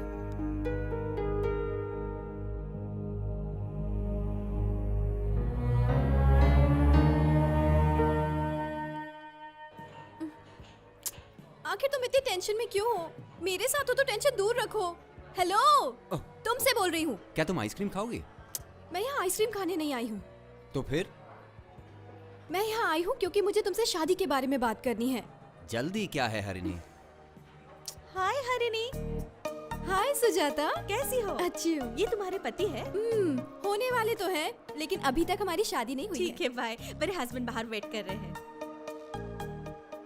देखा, लोग सोचने लगे हैं कि हम दोनों पति पत्नी हैं। सच में? वो मुझसे 2 साल छोटी है और वो शादी के 1 महीने बाद ही प्रेग्नेंट भी हो गई। प्रेग्नेंट हो गई? वो कैसे? सूर्य, मैं मजाक नहीं कर रही हूँ। बस शांति रखो। चलो जाकर अपने पेरेंट्स से बात करते हैं। चलो पहले मेरी माँ से बात करते हैं, ओके? लेकिन बीच में ये लेकिन क्यों? तुम शादी के महीने बाद प्रेग्नेंट मत होना। तो फिर? 1 हफ्ते में ही प्रेग्नेंट हो जाना। उस दुबई कंपनी के लिए हमें वो अनाथ आश्रम खाली करवाना है। हाँ, अगर जगह खाली करवा दी तो वो लोग हमें उनके 5 स्टार होटल में पार्टनरशिप देंगे। तुम्हारे पिताजी नहीं मानेंगे। हमें पता है, इसीलिए तो हम सीधे तुमसे बात कर रहे हैं। उन्हें बाद में पता चली जाएगा। इस अनाथ आश्रम और उसके बच्चों से उन्हें बहुत ही ज्यादा लगाव है। वो पैसा देते हैं वहाँ पर और बहुत सारा वक्त गुजारते हैं। वहाँ के बच्चों के साथ अपना जन्मदिन भी मनाते हैं। हम इन्हीं बच्चों के लिए बिल्कुल वैसा ही शहर के बाहर एक बहुत अच्छा ऑर्फनेज बना सकते हैं। चलो आप इस जगह को जल्दी से खाली कर दो, ताकि हम हमारे ब्लैक मनी को व्हाइट में कन्वर्ट कर दें। मैं भाव को बिल्कुल धोखा नहीं दे सकता। सॉरी। अरे ये क्या बात हुई? सर, एक आदमी ने धोखा देकर हमें नकली जमीन बेच दी। और उसने हमसे एडवांस में बहुत पैसे लिए हैं सर। सर, उसे ढूंढकर हमारा पैसा वापस दिला दीजिए सर। उनकी कोई ऑफिस है? उसका तो कोई ऑफिस भी नहीं है सर। वो तो बस रास्ते पर खड़ा रहकर बात करता है। अगर आपके पास उसकी कोई डिटेल्स नहीं है तो मैं ये केस रजिस्टर कैसे कर सकता हूँ? ये समझ में नहीं आ रहा। क्या आपको पता है जमीन कहाँ पर है? चंदा मामा पर है मून पे सर। चांद पे है सर। चांद पे? सही कहा सर। तुमने जगह देखी थी? नहीं देखी थी सर। मैं तुम सबको मार के चांद पे भेज दूंगा। इस बेवकूफी के लिए तुम पैसे कैसे दे सकते हो? हाँ, चांद पर जाकर कंप्लेंट लिखाओ। वो मेरा एरिया नहीं है, जाओ। सर, हमारी मदद कीजिए ना। मैं जानता हूँ कि एक आप ही हैं जो केस को बहुत आसानी से सॉल्व कर सकते हैं। प्लीज मदद कीजिए ना सर। बिना किसी जानकारी के हम उसे कैसे पकड़ सकते हैं, बताओ? आइडिया सर, मेरे पास उसका कांटेक्ट नंबर है, आप उससे बात कीजिए। ठीक है, फोन लगाओ। हाँ। रिंग बज रही है, रिंग बज रही है। हाँ, तुम उसे अपना नाम मत बताना। हाँ मैं जानता हूँ ये, समझे? हेलो सर, मैं बॉबी बात कर रहा हूँ सर। कौन गोभी? सर, नाम गोभी नहीं बॉबी है। मुझे चांद पर एक प्लॉट खरीदना है, उसी सिलसिले में आपसे मिलना है। Sorry brother, you are too late. सारे प्लॉट्स बिक चुके हैं, अभी कोई जगह नहीं। इसने नाम तो बदल लिया लेकिन आवाज नहीं बदली। उसने तुम्हारी आवाज पहचान ली होगी। अब तुम ट्राई करो। मुझे दे। हेलो, नमस्ते साहब, आदाबर है। और कोड़ेवर से। मुझे आपसे चांद पर जमीन खरीदने के सिलसिले में बात करनी थी सर। मेरी 2 बेगम हैं, मुझे उनको ये जमीन गिफ्ट करनी है। वो दोनों बहुत खुश हो जाएंगी। ओहो, तो फिर मैं आपको कहाँ मिल सकता हूँ सर? फिलहाल मेरे पास पैसे तैयार हैं सर। सॉरी भाई साहब, मेरा आज के दिन काफी बिजी है, बाद में मिलेंगे। फोन रख दे नीचे। इस बेवकूफ ने अपनी आवाज तो बदल ली लेकिन फोन नंबर बदलना भूल गया। वो हमें पहचान रहा है क्योंकि हम उसे एक ही नंबर से फोन कर रहे हैं। सर, आप अपने नंबर से फोन कीजिए। नंबर दो उसका। अभी लैंडलाइन से फोन कर रहे हैं। ये सोच रहे हैं कि मैं बेवकूफ हूँ। हेलो। अरे भाई साहब, चिल्ला क्यों रहे हो? असल में मैं बहुत दूर आ गया हूँ, इसलिए मुझे चिल्लाकर बात करनी पड़ रही है। ठीक है, अब जल्दी जल्दी बताओ कि तुम्हें क्या काम था। बात ये है कि मुझे चांद पे जमीन खरीदनी है। सॉरी भाई साहब, मैं अभी चांद पर ही हूँ। सेकंड वेंचर लेआउट की प्लानिंग कर रहा हूँ, इसलिए बहुत बिजी हूँ। ठीक है, मैं फोन रखता हूँ। यहाँ पे इनकमिंग कॉल्स का 1 लाख रुपया होता है, समझ गए? 1 लाख? पर क्यों? ये इसलिए क्योंकि ये कोई STD ISD नहीं है, यहाँ पर IPSD है। मतलब? Interplanetary subscribers dialling. वहाँ पर सेलफोन टावर्स हैं, आप जानते ही हो ना? यहाँ पे सेलफोन टावर की जरूरत नहीं पड़ती है, चारों तरफ सैटेलाइट जो है। क्या हुआ? सर पर एक सैटेलाइट लग गया। चल अभी फोन रख दे शाने, मैं तुम लोगों की चाल अच्छी तरह से समझ गया हूँ। तुम्हें पैसा वापस नहीं मिलेगा, उम्मीद छोड़ दो। सर! तुम लोग पागल हो क्या? हाँ, चांद खरीदने चले? ये सब तुम्हारी गलती है। तुम लोगों की वजह से ही चोरों को बढ़ावा मिलता है। जाओ यहाँ से, जाओ। कहाँ से आ जाते हैं बेवकूफ कहीं के। हेलो गणपति जी, मैं सीएम का पीए गोपाल बात कर रहा हूँ सर। हाँ गोपाल जी बोलिए। धर्म तेजा के सस्पेंशन ऑर्डर कैंसिल करने के लिए हमें अब तक एक भी पैसा नहीं मिला है। 2 महीने से ज्यादा बीत चुके हैं। सीएम साहब ने मुझे आपको याद दिलाने के लिए कहा। मैं आपको थोड़ी देर में फोन करता हूँ। ओके। हेलो, मैं गणपति बोल रहा हूँ सर। हाँ गणी बोलो। आप कहाँ हैं सर? इमेज गार्डन्स पे। मैं आपसे मिल सकता हूँ सर? हाँ आ जाओ। इमेज गार्डन्स चलो।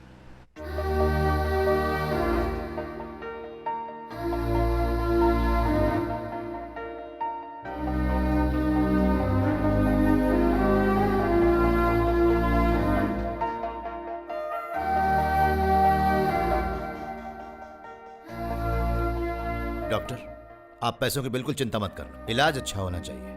इनकी कंडीशन के बारे में मुझे हर 2 मिनट में अपडेट कर। ठीक है सर। सर आओ गणी। आप यहाँ सर? सॉरी गणी, तुम्हारे बेटे के बारे में सुनकर अफसोस हुआ। कोई बात नहीं सर। यहाँ आप क्या कर रहे हैं? तुम भी चौंक गए? बताता हूं चलो। इन दिनों मैंने एक बहुत महत्वपूर्ण बात सीखी। बस 1 ही मिनट में मौत के भय से मैं अचानक बदल गया। उस दिन जब मैं दिल्ली से हैदराबाद फ्लाइट में आ रहा था, कैप्टन ने कहा कि फ्लाइट में कुछ प्रॉब्लम है। उन्होंने कहा कि इमरजेंसी लैंडिंग करनी होगी। नतीजा यह हुआ कि फ्लाइट की स्पीड धीरे धीरे कम होती गई। प्लेन में बैठे सब लोग बहुत डर रहे थे। सब लोग जोर जोर से चिल्ला रहे थे। तभी मैंने मौत को बहुत करीब से देखा। तभी मेरी आंखों के सामने मेरी सारी की सारी जिंदगी एक फिल्म की तरह घूम गई और मुझे दिखे मेरे किए हुए वो अन्याय, पाप और भी बहुत सारी बुरी चीजें। अगर सच कहूं तो मुझे एक भी चीज अच्छी नहीं दिखी। मैं बहुत डर गया। ये डर मौत के डर से भी बहुत ज्यादा डरावना था। जब मुझे लगा कि मैं मरने वाला हूं, तभी मैंने भगवान के सामने हाथ जोड़े और कहा, बस मुझे एक चांस और दे दो, फिर देखना। तभी अचानक वो फ्लाइट ठीक होके वापस उड़ने लगी और फिर देखो, सच में मैं जिंदा बच गया। भगवान ने मेरी प्रार्थना सुन ली, मुझे और एक मौका दिया। गणी, इस बार मुझे कुछ अच्छे काम करने थे, इसीलिए तुम मुझ में ये बदलाव देख पा रहे हो, और इसीलिए मैंने काम से भी छुट्टी ले ली और सोचा कि मुझे इस समाज के लिए कुछ न कुछ तो करना ही होगा, लोगों का अच्छा करना होगा। इसीलिए मैंने ये हेल्थ कैंप सब जगह शुरू करवाए। मैं सच में बदल गया। और गनी, मुझे गलती सुधारने का मौका मिला। मतलब यह कि पिछले कुछ महीनों से मुझे पकड़े जाने का जो डर था, वो इसलिए था क्योंकि मैं लोगों से बड़ी बड़ी रिश्वतें तो ले रहा था, लेकिन खर्च करने से डरता था। मैं इतना सारा पैसा अपने नाम पर भी नहीं कर पा रहा था। मैं इस बेईमानी की जिंदगी से थक गया था। जब लोग पूरी तरह से ठीक होके जाते हैं और उन्हीं के मुंह से शुक्रिया सुनने में जो खुशी मिलती है, वो करोड़ों रुपए से भी नहीं मिलती। खुदगर्ज बन के जीने को कभी भी जीना नहीं कहते, दूसरों के लिए जीने को ही जिंदगी कहते हैं। और खुदगर्जी तुम्हें कुछ ही दिनों की खुशी दे सकती है। वो चीता की खबर इतनी भी बुरी नहीं थी यार। उन्हें इससे अच्छा और क्या चाहिए? बात वो नहीं है श्रीनू। बॉस की एक्सपेक्टेशंस कुछ और हैं। I think he is looking for something really big, जिससे हमारे समाज के लोगों को कुछ फायदा हो। लेकिन कैसे, ये समझ नहीं पा रही हूँ। मेरे पास एक आइडिया है। मैं तुम लोगों को एक सेंसेशनल न्यूज दे सकता हूँ। वो क्या है? एक करप्टेड ऑफिसर के बारे में। तुम लोग उसे आसानी से एक्सपोज कर सकते हो, मगर पहले एक ब्रोकर को एक्सपोज करो। इससे तुम ऑफिसर्स को एक्सपोज कर सकोगे। एक ब्रोकर को? Yes, brokers. बिना ब्रोकर्स के हमारे देश में कुछ भी काम नहीं होता। तुम्हें एक बड़े ब्रोकर को एक्सपोज करना होगा, तभी तुम अपने बॉस की एक्सपेक्टेशन को पूरा कर सकोगे। I think he is right Harini. Yes. Okay, लेकिन ब्रोकर मिलेगा कहाँ? हेलो सर, दिल्ली से वीकेबी माथुर बात कर रहा हूँ सर। सर, उस ट्रांजैक्शन में बचे 5 करोड़ रुपए इधर के हवाला वालों के हाथ भिजवा रहा हूँ सर। ठीक है, सुना मैंने। और कुछ बोलना है? सर, एक नोट का नंबर बताइए ना सर। ये 1000 रुपए का नोट है। हाँ, लिखो भैया लिखो। 624817। हाँ, लिख लिया सर। सर, जिसे आप पैसा लेने के लिए भेज रहे हो, उसके बारे में कुछ बताइए। प्लीज 1 मिनट फोन होल्ड करना। Okay sir. अरे गनी, गनी। वो यहाँ नहीं है डैडी। अरे उसे बुलाओ, मुझे उसकी जरूरत है। तो डैडी, मुझे बोलो, मैं काम करता हूँ। तुम ये कैसे कर सकते हो? आप ये कैसे कह सकते हैं? मैं ये संभाल सकता हूँ। सच में ये काम संभाल लो? बस एक मौका दो डैडी। रामाकृष्णन। हाँ सर। मैं अपने बेटों को भेज रहा हूँ। Okay sir. क्या तुम उन्हें जानते हो? बहुत अच्छी तरह से जानता हूँ सर। ये लो, जब तुम लोग उन्हें ये नोट दिखाओगे, तभी वो लोग तुम्हें पैसा देंगे। ठीक है डैडी, चलते हैं। छोड़े।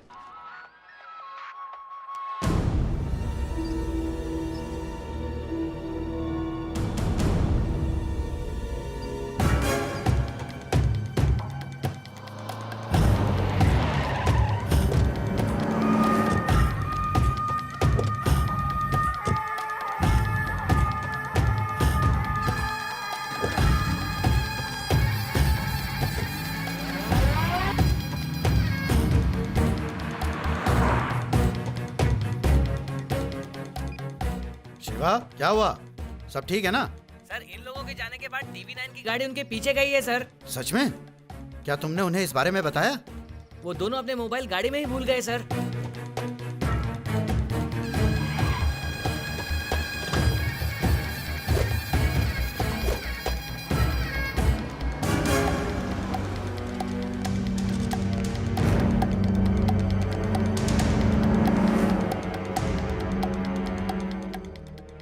हे, कोई जल्दी गनी को बुलाओ।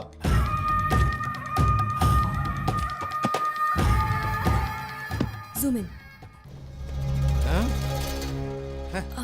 ये क्या? हाँ, तुम लोग इधर भी पहुंच गए? तुम लोग क्या हमारे बेडरूम में भी पहुंच जाओगे? हाँ, असल में ये नहीं। चलो यहाँ से, चलो।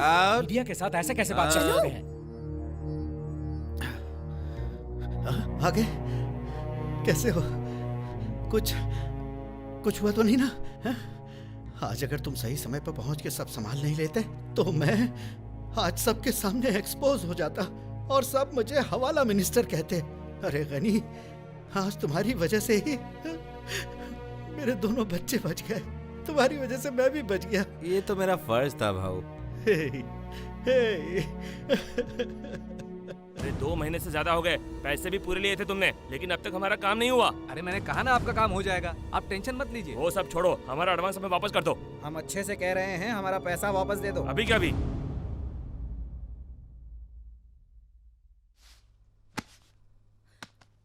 और कितने लोगों को मारोगे तुम? क्या हुआ तुम्हें?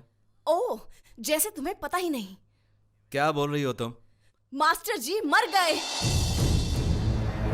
उन्होंने खुद को फांसी लगा ली और इसकी वजह तुम हो। तुमने ही उनके पेंशन के लिए ऑफिसर्स को रिश्वत दी और उस भले आदमी से ये बेइज्जती सहन नहीं हुई। तुमने उनका काम करवाने के लिए भी बेईमानी का रास्ता चुना, इसलिए तुम्हारे पापों की सजा भी उन्हें मिली। पिछले 5 साल से वो दफ्तरों में चक्कर खा रहे थे अपनी पेंशन निकलवाने के लिए, और मैंने इसमें थोड़ी सी मदद कर दी तो कौन सा बड़ा पाप कर दिया? उन्हें इसकी जरूरत बिल्कुल नहीं थी, लेकिन समाज में तुमने उनका नाम खराब कर दिया। तुमने उनके नाम के साथ रिश्वत को जोड़ दिया। तुमने उनसे उनकी ईमानदारी को छीन लिया। वो तुम्हारी तरह एक रिश्वतखोर और बेईमान ब्रोकर नहीं थे। बस भी करो, मैंने उनसे कोई कमीशन नहीं लिया। मैं उनको और उनकी पत्नी को बचपन से जानता हूँ। जिस आदमी ने मुझे बचपन में पढ़ाया उसको पेंशन नहीं मिली, तो मैंने सोचा कि थोड़ी मदद कर दूं उनकी, और अगर ये करना पाप है तो मैं हूँ पापी। बस करो।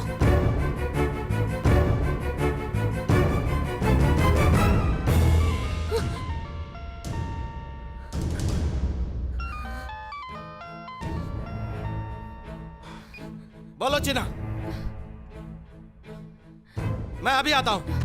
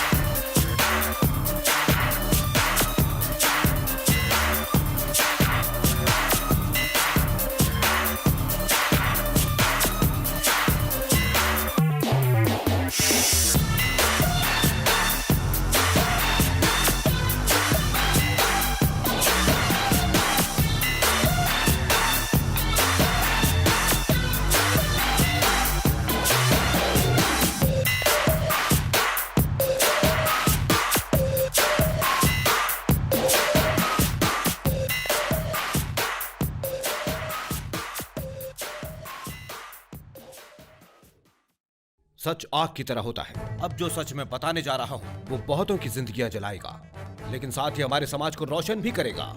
आपने तहलका के स्टिंग ऑपरेशंस को तो देखा ही होगा। कल हम उससे भी ज्यादा भयंकर स्कैम्स को आपके सामने रखेंगे, तो आप सब तैयार हो जाइए।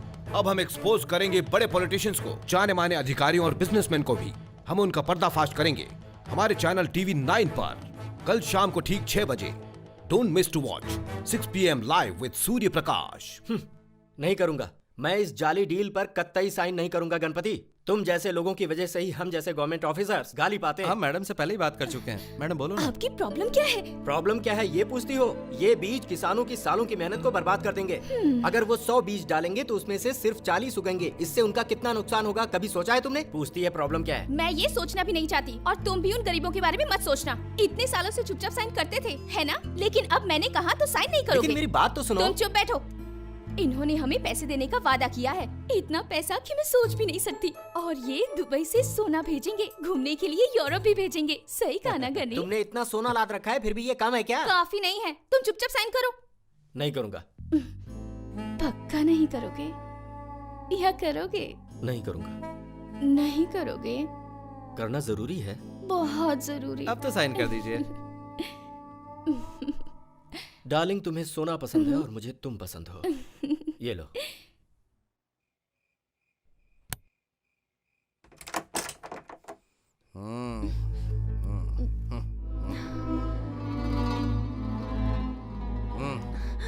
ऐसे क्या घूर रही हो मुझे? हाँ, तुम सोच रही हो कि ये सब मैं कब छोड़ूंगा? मैं एक शेर की सवारी कर रहा हूँ, उतर नहीं सकता, नहीं उतर सकता।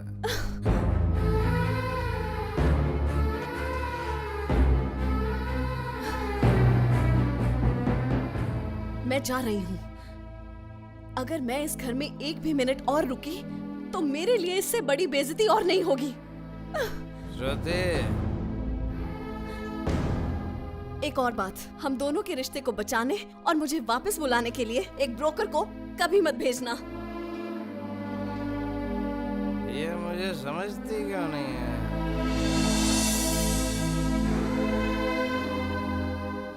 भाऊ, भाऊ, भाऊ। हाँ? हाँ?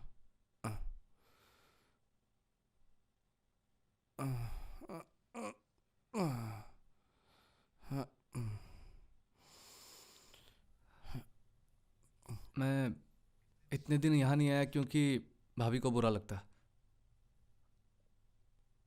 वो क्या है कि TV9 ने एक स्टिंग ऑपरेशन किया है। सब कह रहे हैं बहुत बड़े फंसेंगे। हमें थोड़ी सावधानी से काम करना होगा। फिक्र मत करो, हमें कुछ नहीं होगा। ठीक है, जा तो अपना काम चलता।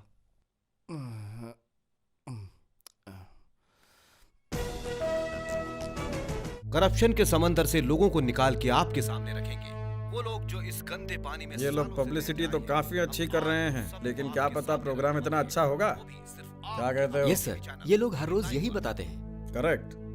ये लोग भी ना, इनकी आदत होती है ऐसी बड़ी बातें करना, भले ही हाथ में छोटी मछली आई हो। देखने पर तो ऐसा बिल्कुल नहीं लग रहा सर, जरूर कोई बड़ी मछली फंसी है। बड़ी मछली?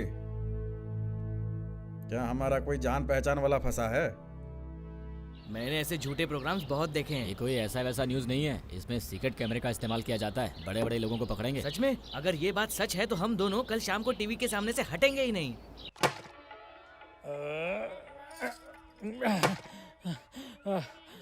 ओ मेरी माँ, मैं इससे ज्यादा बिल्कुल नहीं तोड़ सकता। जब इन्हीं हाथों से रिश्वत लेते थे तब नहीं रुकते थे। अगर आप टीवी पे एक्सपोज हो जाते तो हाय राम। जल्दी करो। गुरुजी ने कहा जब तक तुम 1000 नारियल नहीं तोड़ोगे तब तक तुम्हारे पाप नहीं धुलेंगे। 1000 नारियल? अब तक मैंने कितने तोड़े? 100 भी नहीं हुए। 100 भी नहीं हुए?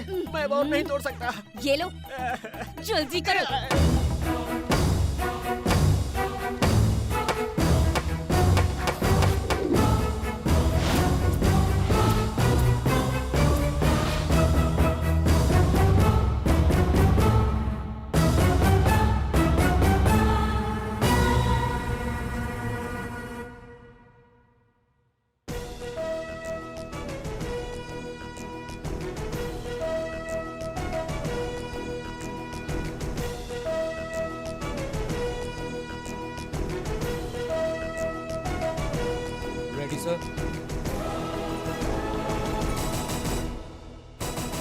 Welcome to 6 PM live with Surya प्रकाश।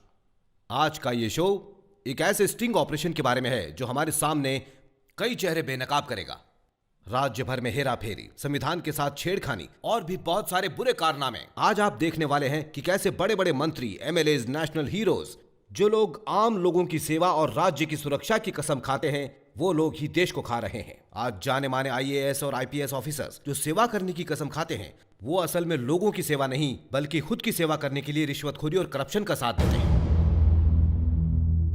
संविधान ने मीडिया को फोर्थ एस्टेट या पिलर का रुतबा दिया हुआ है, फिर भी हमें गवर्नमेंट के ऑफिसेज में झांकने की आजादी नहीं। इतनी पाबंदियों के बावजूद भी ये जानने के लिए कि वहां क्या हो रहा है, हमने उन्हीं के ऊपर एक स्टिंग ऑपरेशन किया जिससे दिल दहलाने वाले कई सच सामने आए।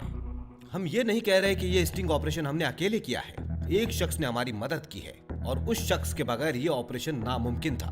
वो है एक लॉबिस्ट, एक मिडलमैन, एक मीडिएटर, एक फैसिलिटेटर और जैसे कि आम भाषा में कहते हैं एक broker. Please welcome mister Ganpati.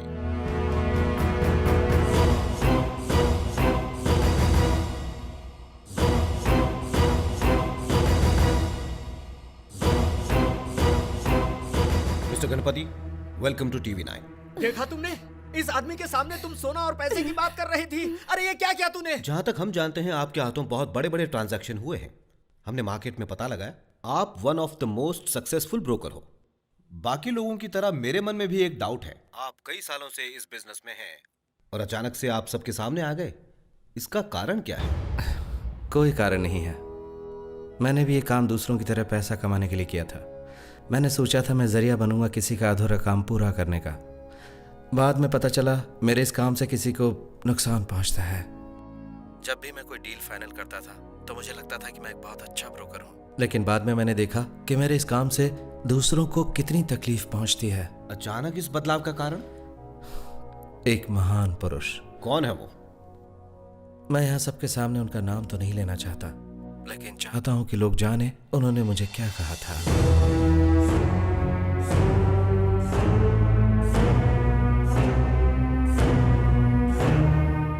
ये क्या है? 1000 का नोट। ये 500 का नोट। और ये 100 का। इन सब नोटों में कॉमन क्या है? गांधी जी की फोटो। इन नोटों के लिए, इन रुपयों के लिए हमने न जाने कितने गैर कानूनी काम किए। तुम्हें पता है गनी, इस नोट पर बने गांधी जी की भी हमने इज्जत नहीं की। हमने उन्हें भुला दिया और जिंदगी भर हम अपने स्वार्थ के बारे में ही सोचते रहे। भैया। हाँ बोलो, क्या हुआ? भैया, मेरी माँ। अब तक ऑपरेशन नहीं हुआ क्या? ऑपरेशन कामयाब रहा। तो फिर तुम यहाँ क्यों? तुम्हें तो अपनी माँ के साथ होना चाहिए। भैया, अगर वो आज जिंदा है तो सिर्फ आप ही की वजह से भैया। तो अब तो वो ठीक हो गई है ना, तो फिर रो क्यों रहे? ये गम के आंसू नहीं है, खुशी के है। आपने मेरी माँ की जान बचाई, मेरे लिए तो आप ही मेरे भगवान है भैया। जाओ।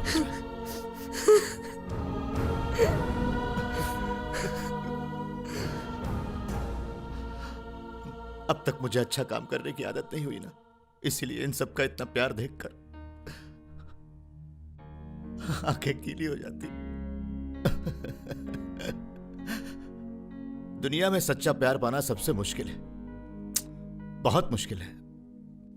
गणपति, वो भगवान हर किसी को मौका देता है बदलने का। उस दिन जब मेरी बेटी ने मुझसे कहा कि डैडी क्या दूसरों का पैसा लेना जरूरी है, उसने कहा कि काश वो इस घर में पैदा ही ना हुई होती, तब मेरे पास उसे देने के लिए सच में कोई जवाब ही नहीं था। तभी तो भगवान ने मुझे मौका दिया था सुधरने का, लेकिन मैंने उसे महसूस नहीं किया। उन्होंने उस फ्लाइट को बचाकर मुझे एक और मौका दिया और तब जाकर मेरी समझ में आया। देखो गणी, भगवान ने तुम्हें भी बदलने का मौका दिया होगा, लेकिन तुमने महसूस नहीं किया। गणी, उस मौके को महसूस करना बहुत जरूरी है, बदलना बहुत जरूरी है। सिर्फ सांस लेने को जिंदा रहना नहीं कहते, असली जीवन उसे कहते हैं जो दूसरों के लिए जिया जाए।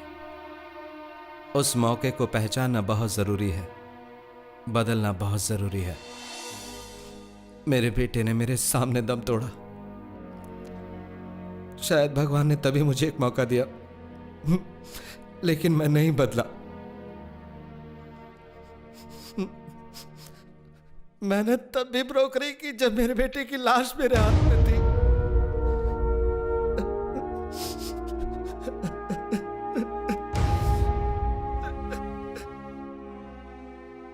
जब मैंने उस महान आदमी की आंखों में वो खुशी देखी तब मैं उनकी बातों को समझ पाया। तभी मुझे लगा कि बदलने का यही मौका है। मैं बदल गया। मैं बदल गया।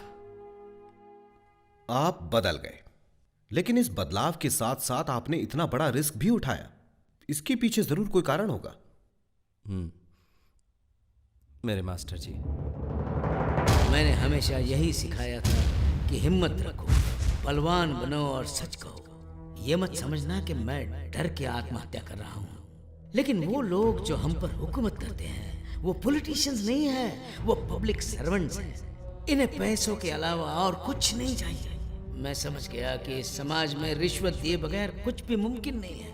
मुझे इसका हिस्सा नहीं बनना था, मुझे सच का रास्ता चुनना था। लेकिन मैं बहुत बूढ़ा और कमजोर हूँ ये लड़ाई अकेले लड़ने के लिए। जवान लोग जो लड़ने के काबिल है वो कुछ करना ही नहीं चाहते। मुझे वापस जन्म लेना होगा इन बुरी शक्तियों के खिलाफ लड़ने के लिए। इसलिए मुझे अभी मरना पड़ा ताकि मैं वापस लौट सकूं। सच्चाई तो यह कि वो हार चुके थे। मैंने कभी सोचा नहीं था कि मैं जो कुछ कर रहा हूं वो गलत है। लेकिन जब मैं दूसरे नजरिए से देखता हूं तब मुझे समझ में आता है कि मैंने कितने गलत काम किए हैं। आज तक मैंने करोड़ों के सौदे किए हैं। मेरा बेटा, मेरे मास्टर जी और वो किसान सब मर गए। इस देश में हजारों ब्रोकर काम करते हैं। मुझे ये सोचकर घिन आती है कि कितने रुपयों की हेराफेरी होती है, कितने लोग दम तोड़ते हैं रोज। जरूरी ये नहीं कि मैं बदल गया, सबको बदलना होगा। मुझे पता नहीं मेरे मास्टर जी वापस पैदा होंगे या नहीं, लेकिन अगर वो कहीं पैदा होते हैं तो उनकी आंख खोलने से पहले मैं इस समाज से करप्शन को मिटाना चाहता हूँ। मैं उन्हें दिखाना चाहता हूँ कि आप भी अच्छे लोग हैं। यहाँ ये देखने के लिए कि क्या यहाँ पर अच्छे लोग भी हैं, हमें सबसे पहले बुरे लोगों को दिखाना होगा। गणपति जी, इससे पहले कि आप उन सब लोगों का नाम लें, हम एक छोटा सा ब्रेक लेना चाहते हैं। मुझे लगता है ये बहुत मुश्किलें लेकर आएगा। पीए, इलेक्ट्रिक बोर्ड वालों को कहो कि स्टेट का पावर कट करें। Okay sir. वो भी आधे घंटे के लिए।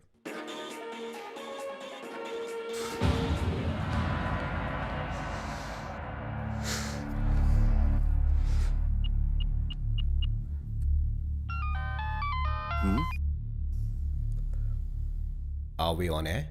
Live live live. स्पीकर चालू रखिए। गणपति, तुम टीवी 9 पे लाइव हो ना?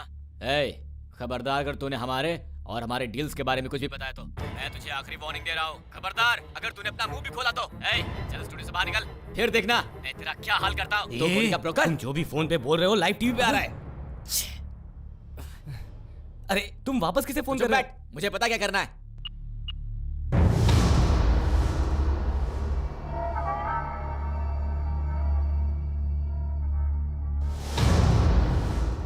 खत्म कर दो उसे।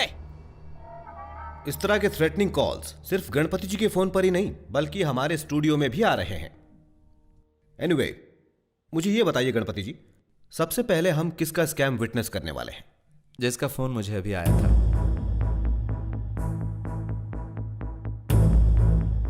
इसे प्ले कीजिए। विश्व शांति आनंद आश्रम। मेरा बाप सोचता है कि वो गणपति के बगैर कुछ कर नहीं सकता, और गणपति मेरे बाप के बोले बगैर कुछ करता ही नहीं। और तुम्हें लगता है कि हम तुम्हारे बगैर कुछ नहीं कर सकते? जला दिया, राख कर दिया। हमने उस आश्रम को जला के राख कर दिया। और 1 साल बाद वहाँ पर एक 7 स्टार होटल होगी। अगर पता चला तो पता है कौन जेल जाएगा? मेरा बाप।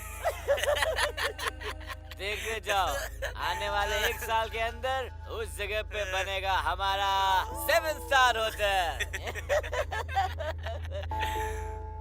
वही विश्व शांति आश्रम। सब लोग यही सोचते हैं कि आग किसी दुर्घटना की वजह से लगी।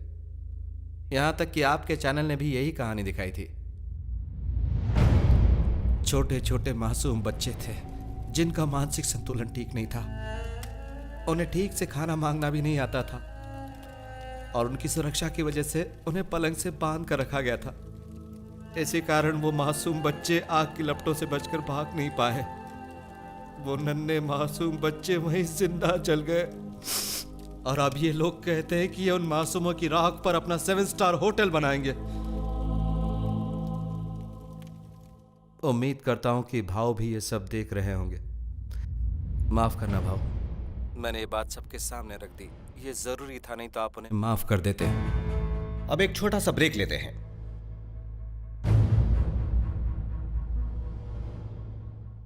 तो टेंशन मत ले, मैं सब संभाल लूंगा।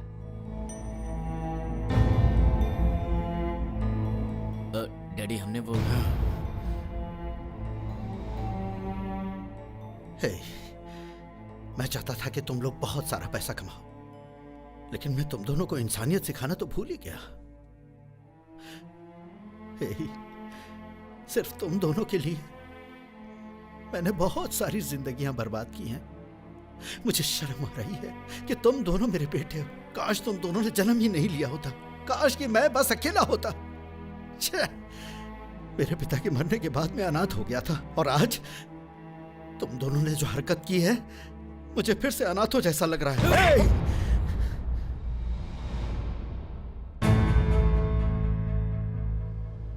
तुम्हें मेरा एक पैसा नहीं मिलेगा। मैं सब दान कर रहा हूं।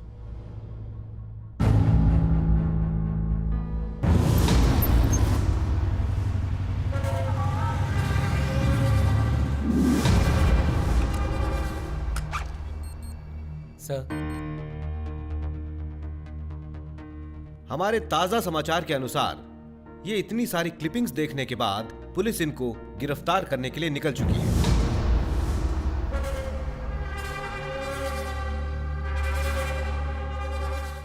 वेरी गुड गणपति जी, आपने एक बहुत अच्छा काम किया है। उम्मीद करते हैं आपके लाए हुए क्लिपिंग्स देखने के बाद एसीबी भी कुछ सख्त कार्रवाई करना शुरू करेंगे। एसीबी? वो भी मेरी लिस्ट में है। क्या?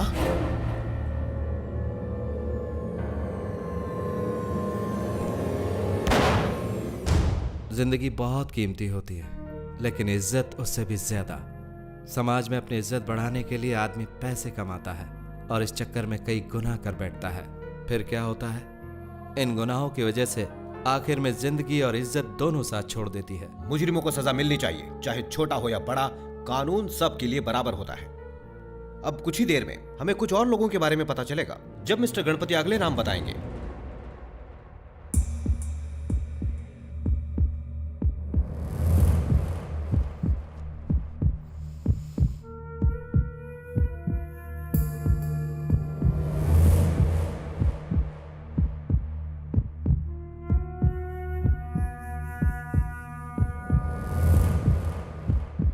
राम राम राम राम राम राम।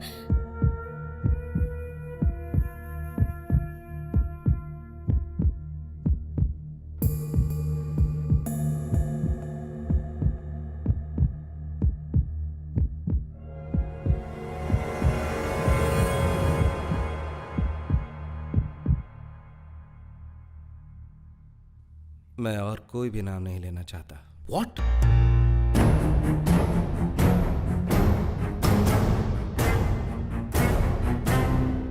जिन लोगों ने मेरे साथ काम किया है, उन्हें पता है कि मैं उनका नाम लेने वाला हूं। मुझे पता है कि पिछले 60 सेकंड में वो बहुत ही खौफ से गुजरे होंगे। सोचा होगा अब मैं उनका नाम लूंगा। जरा सोचिए उनकी क्या हालत हुई होगी। मैं बस एक बात कहना चाहता हूं, यही मौका है कि अपना गुनाह कबूल कर लीजिए। इलेक्ट्रिसिटी एम्प्लॉय ने पावर कट करने से मना कर दिया है सर।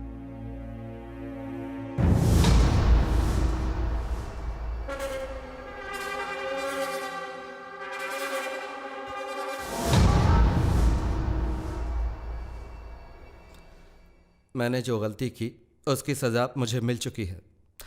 जो भी कोई गलत काम करता है उसे उसकी सजा भुगतनी ही पड़ती है। आज नहीं तो कल भुगतनी पड़ती है। हमारे बच्चों तक को भुगतनी पड़ती है। मैं कोई और नाम नहीं लेना चाहता, बस इतना कहना चाहता हूं कि तुम बदल सकते हो। ये तुम्हारे लिए अच्छा रहेगा और बाकियों के लिए भी। ये आप क्या कह रहे हैं? आपको बाकी के नाम बताने ही होंगे। हमें इस गंदगी को समाज से बाहर निकाल फेंकना ही होगा। गंदगी? अगर रिश्वत लेना गुनाह है तो रिश्वत देना भी गुनाह है। इसका मतलब यह हुआ कि हमारे देश का हर आदमी गुनहगार है। सही कहा ना? अगर हमने इसी तरह लोगों को चुनना शुरू कर दिया तो एक दिन समाज में इंसानियत ही नहीं बचेगी। आपके इन महान विचारों से कुछ नहीं होगा। अपने अनुभव से कह रहा हूं मैं। एक भी आदमी नहीं बदलेगा। लेकिन मुझे विश्वास है। फाइन 1 घंटे का टाइम देता हूं मैं आपको। हमारे चैनल की सारी फोन लाइंस खुली हुई हैं। इस प्रोग्राम में सिर्फ एक शख्स ने फोन करके यह कह दिया कि वो बदल चुका है और वो इन सारे सबूतों को कबूल भी करता है, तभी मैं आपकी बात मानूंगा। और फिर मान लेते हैं कि किसी ने फोन नहीं किया तो सारे एविडेंस हमारे स्टूडियो को हैंडओवर करने होंगे और हम उन्हें टेलीकास्ट करेंगे। I will do the right thing. Okay fine. Open the phone lines, every one of them.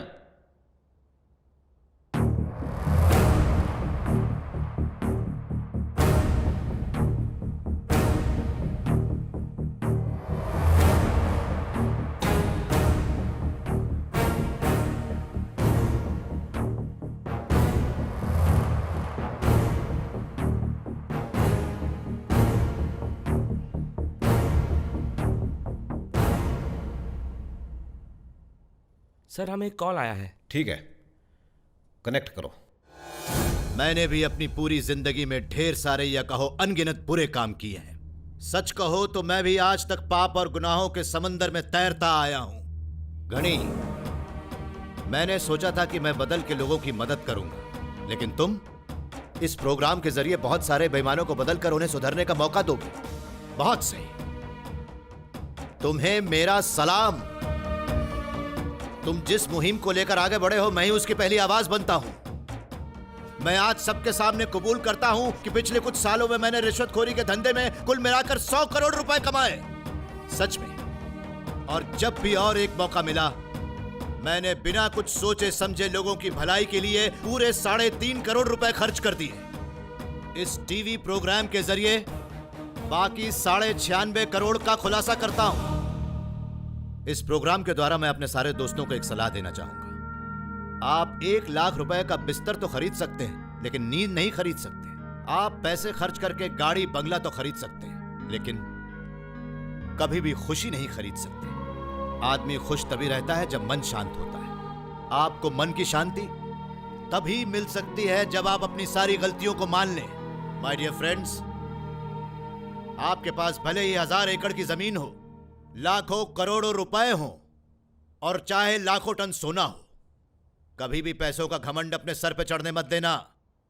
ये सारी दुनिया हमारे ब्रह्मांड का छोटा सा एक हिस्सा है, तो फिर सोचो हम कितने छोटे होंगे। तुमने जरा भी घमंड किया तो कभी भी मिट सकते हो। ओ मिस्टर सूर्य प्रकाश साहब, आप शायद ये सोच रहे होंगे कि एक आदमी भी नहीं आएगा। आप बिल्कुल गलत हैं। अभी देखिएगा, तूफान की तरह लोग आ जाएंगे यहां। रिश्वत के बोझ तले दबी हुई लोगों की आत्मा आज लावे की तरह फूटेगी और बाहर निकलने के बाद वो सबको सब कुछ बता देगी कि आखिर किस तरह बुराई हार जाती है और सच की जीत होती है। ए गनी,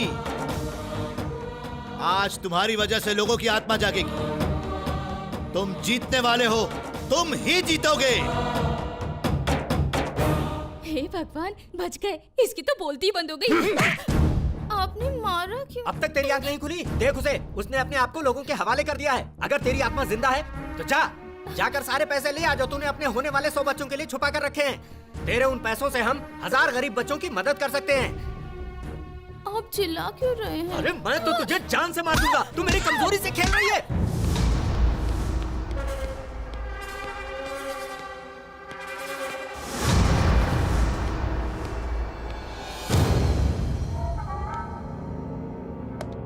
What? सर बहुत सारे एरिया से कॉल आ रहे हैं।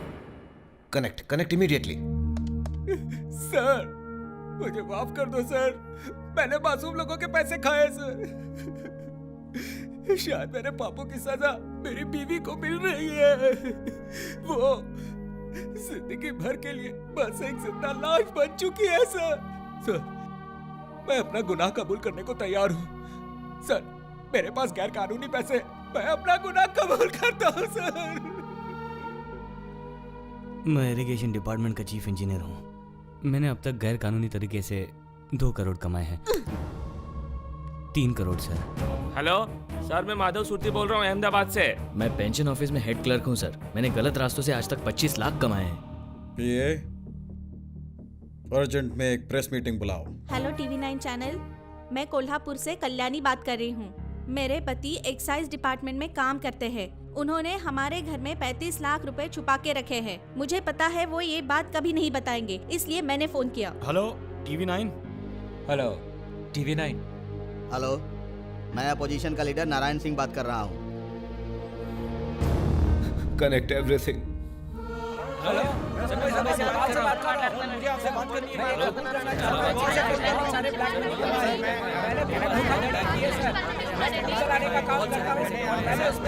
पैसे लौटा देना चाहता हूँ सर। ये क्या साहब, इतने बड़े बड़े क्रिमिनल्स को छोड़ के आप हम जैसे छोटे कद वाले छोटे गुनहगारों को पकड़ रहे हो साहब। साहब प्लीज जाने दो ना साहब।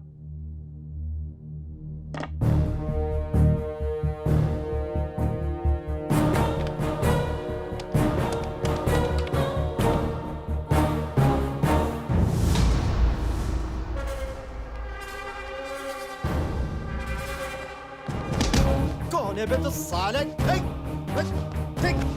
सिक्योरिटी पकड़ो साले को, पकड़ो साले। सर, सीएम सर लाइव है सर। सीएम सर लाइव है? मुझे पता है फिलहाल पूरा राज्य थोड़ा घबरा गया है। मैं आज यहाँ आप लोगों से जरूरी बात करने आया हूँ और ये बात मेरे बारे में है। प्रधानमंत्री जी से बात करने के बाद मैंने बहुत सालों में पहली बार एक ऐतिहासिक फैसला लिया है। कुछ लोग टीवी चैनल पे उनके इल्लीगल पैसों के बारे में बता रहे हैं। गुनाह कबूल करके लोग बहुत ही अच्छा काम कर रहे हैं और कुछ लोग और भी लोग ऐसा ही कुछ करना चाहते हैं, लेकिन वो हिम्मत नहीं जुटा पा रहे हैं। जब एक नक्सलाइट अपने आप को पुलिस के हवाले कर देता है, हम उसे रिहैबिलिटेशन में डालते हैं और उसे बदलने का एक मौका देते हैं। वैसे ही जिन्होंने आज इस चैनल के सामने अपना गुनाह कबूल किया है, उन्हें भी एक मौका मिलेगा अपने आप को माफी के काबिल बनाने का। और एक बात कहना चाहता हूं, आज मैंने पहली बार अपने देश को सच्चे मायनों में आगे बढ़ते देखा।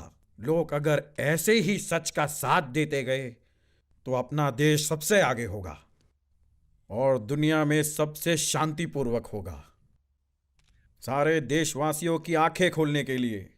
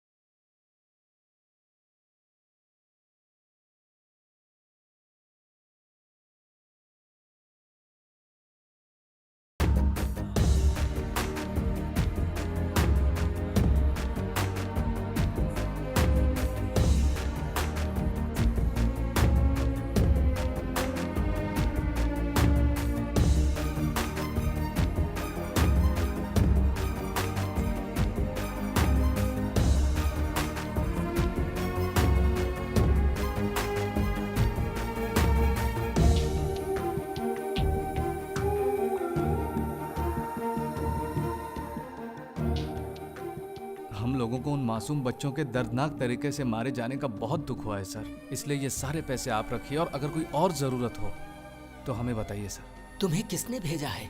मेरे भाऊ ने। जुग जुग जियो मेरे बच्चों।